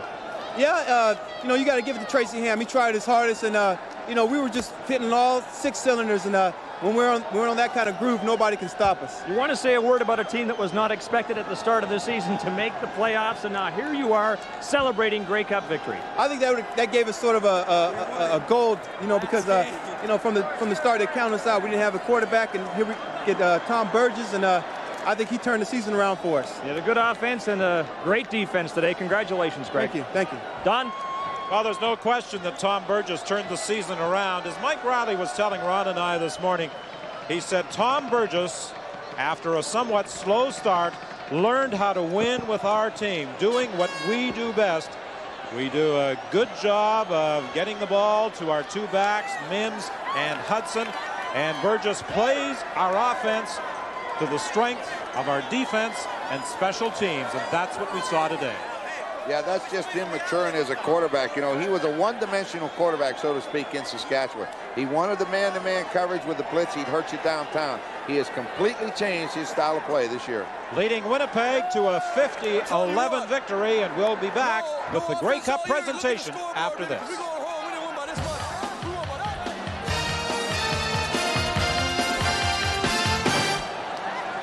Well, in that mob scene down at field level, the commissioner, Donald Crump, was unable to get to the Winnipeg Blue Bombers to make the presentation of the Grey Cup, but the Bomber players got their hands on it, Ron, and they are now celebrating a most deserving 50-11 Grey Cup win.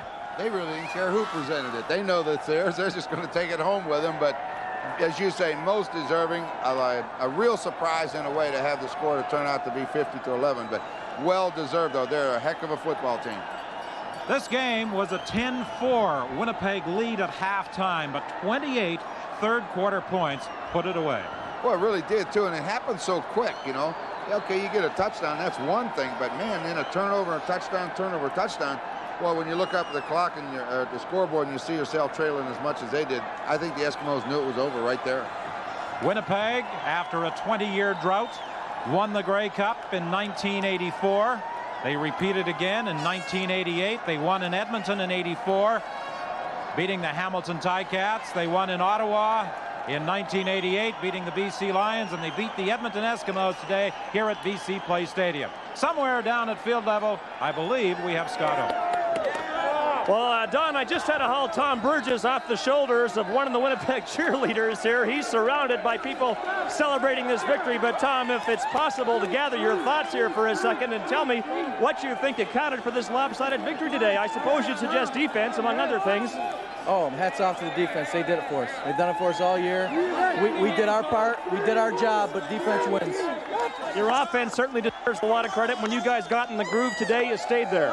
We did our job as the best I can put it. I mean, we kept getting the ball in unbelievable field position, and we were able to put enough points on the board. And we could have scored, 12 points today. The defense wins. The defense did it. Overall, do you want to say a word about a team that wasn't supposed to, in the minds of many of the so-called experts, make the playoffs this year?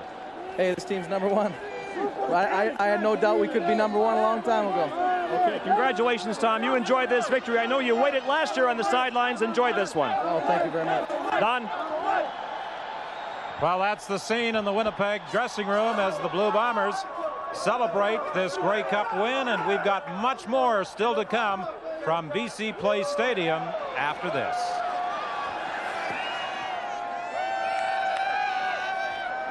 Ladies and gentlemen, we now direct your attention to the end zone, where Commissioner Donald Crump and C. Ronald Simpson, Vice President of Sports, Molson's Breweries, will present trophies to today's 3 outstanding players, les 3 joueurs les plus utiles du match. Ladies and gentlemen, under the rules of the Marquis of Queensbury, I'd like to present the Molson Offensive Most Valuable Player of the Game, number 13, Warren Hudson.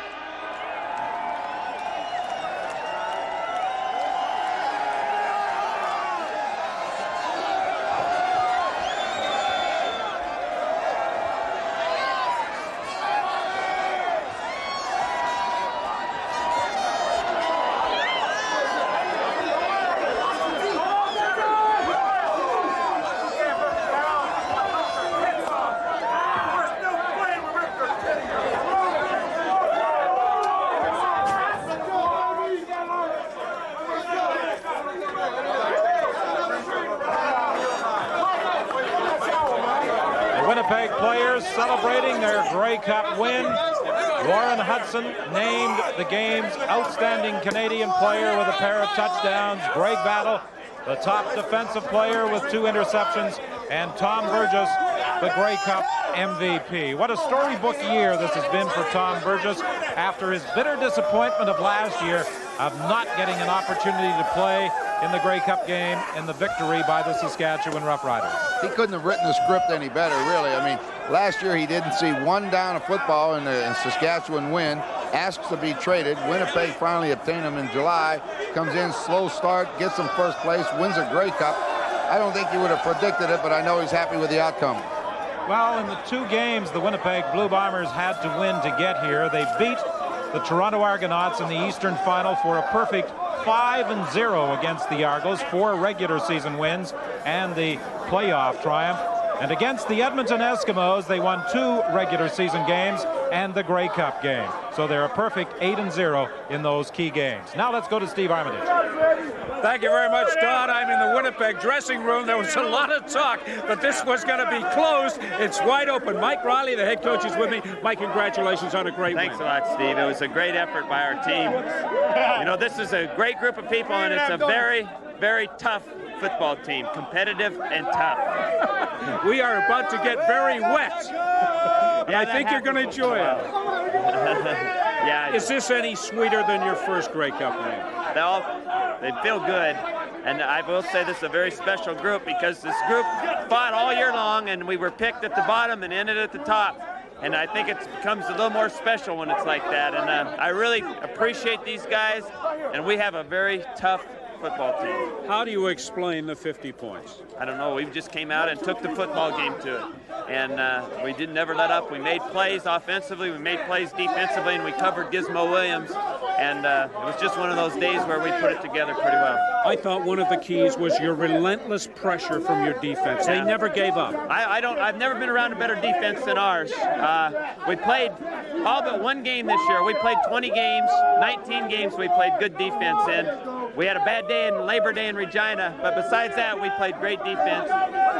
Championship teams have great defenses, and that's what we have. We always have to build on. Mike Riley, congratulations once again. Now let's go to Don Whitman. All right, Steve, 3 times in the past 7 years, the Bombers have won the best record of any team since the Eskimos put together their league record of 5 straight. The celebration continues in the Grey Cup champion Winnipeg Blue Bomber dressing room. And amidst all that revelry, I believe we have Steve Armitage.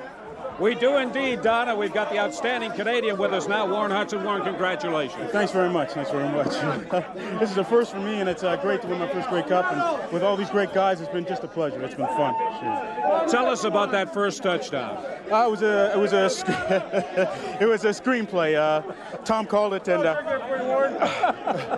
you're doing fine. Keep going. Tom called it, and I don't think they thought I was going to be running the ball, so it was kind of a surprise on them. So it was nice to get in there. Now, all the talk before this game was of Robert Mims. Did you think you'd get as much play as you did? Well, I think Robert still ran the ball, and I think they were keying on Robert. That's what it was. But Robert still ran the ball, and I caught screen passes, but Robert was a runner. He was a hard runner today. They said this Winnipeg offense couldn't score points. 50 is a lot of points. I know. They said if we won, it was going to be ugly. Shit, 50 points ain't ugly. It was a beautiful feeling. How does it feel right now? It feels great. You know, if somebody had told me this in June, that I'd be traded to Winnipeg and then win a Grey Cup, I never would have believed him. But here we are, so what can I say? Warren, congratulations on a great game. I've got Trevor Kennard here. Trevor, congratulations. Is this any sweeter than it was 2 years ago? This is very sweet. What makes it really sweet, though, is it's my mom and dad's 50th wedding anniversary. I want to say happy anniversary, Mom and Dad. Last week in the Eastern Final, it was your birthday, Jake, 4 years of age. Hi, Luke and Jake. Happy anniversary, Mom and Dad. And they're always sweet. They're always sweet. How do you explain the 50 points? I think we have a great offense. It just took them 18 games to kind of find their range, and our defense scored some too. Greg Battle's interception for the TD, I really thought was a great play of the game. Tremendous credit has to go to Mike Riley and special teams coach Dave Ritchie. Our special teams have been solid all year. Thank you very much, Trevor. Thank you, Steve. To Ron and Don. Luke and Jake.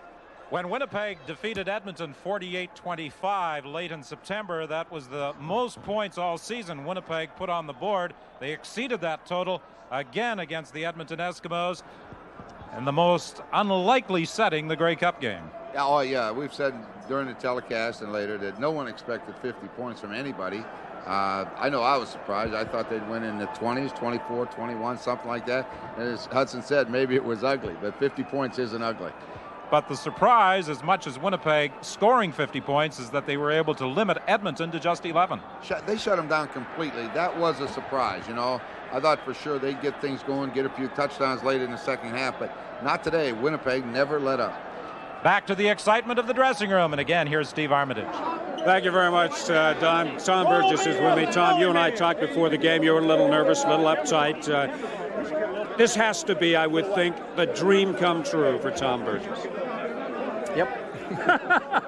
What more do you care want to say? elaborate on that? Well, last year it was tough, you know, as good as it was, and I wanted to get back here, and I mean, who could dream I'd be back here this quick? And it happened. I'm proud of myself for once, and this is great. So much talk about the Winnipeg defense before the game, but it was the offense that became the story. Well, the defense is a pretty good story. They took the game into their own hands, and we finally did our job. You know, we finally took advantage of all the opportunities we could, and that resulted in the blowout. But my hat's off to that defense of ours. They're the best I've ever seen. Tom Burgess, congratulations. Let's go to Scott Oak. Scott? Steve, I'm just outside the Edmonton locker room, and I would say this: one of the most difficult jobs in all professional sport is to try and explain what went wrong on a day like this. But a class veteran by the name of Rod Knopp has consented to give us his thoughts on where it all went sour for you today. Straightforward turnovers. We got crushed by giving them the ball, I think 6, 7, maybe 8 times, and you know, we started the game off, took the opening kickoff, came down the field 50, 60 yards, and on an interception, all of a sudden it was 50 yards the other way.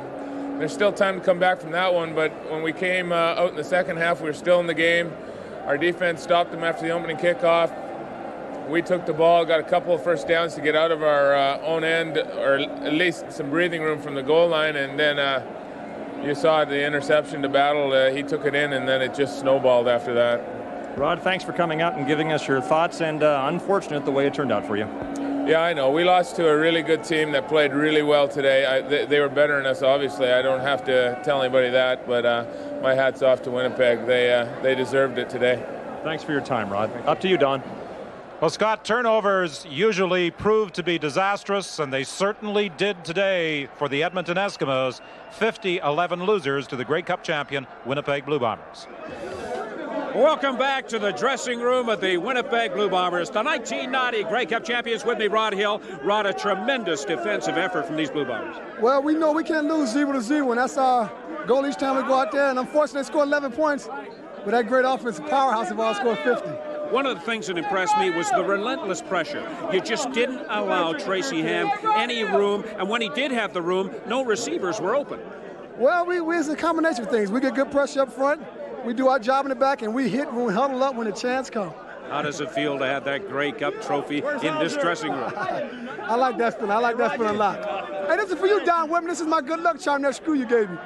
Oh. Okay, now let's go upstairs to Don Whitman and Ronnie Lancaster. I wondered how he was going to get even. There's quite a story behind that. We don't have time to tell it. Ron Lancaster, we started the year at Taylor Field in Regina, the home of the 1989 Grey Cup champions, a rematch of the 1989 Grey Cup game where Saskatchewan won by 3, defeating Hamilton late in the game 38-35. Neither of those two teams around for this year's Grey Cup battle. What about the 1990 season? What were your thoughts? Well, you know, I was a little bit surprised. I mean, Winnipeg was a surprise team to me. There was no doubt about it. They made a run. They weren't that good a club early, but they made the run. Edmonton, everybody said, had the best team in the league. They ran into problems about midway, and they haven't been the same club since. The Hamilton Tiger Cats, a little bit of a surprise. Outside of that, a very, very evenly. We knew they were going to have problems in Vancouver. Forget it. But next year, I think it's very, very even all the way down the line. The team that no one picked to finish in the playoffs wins the ultimate prize, the Grey Cup. Scott? Don, 50 points, yes, but defense rules the day for the Winnipeg Blue Bombers. As a result, they are Grey Cup champions for the second time in 3 years, and that is a very impressive statistic. This game was the final order of business in a wildly entertaining CFL season. It takes hundreds of people to bring you our CFL on CBC telecasts. And now on behalf of our entire production and technical crews, we thank you for being with us on the road to the 78th Grey Cup here at BC Place in Vancouver. We bid you goodbye from BC Place, everybody.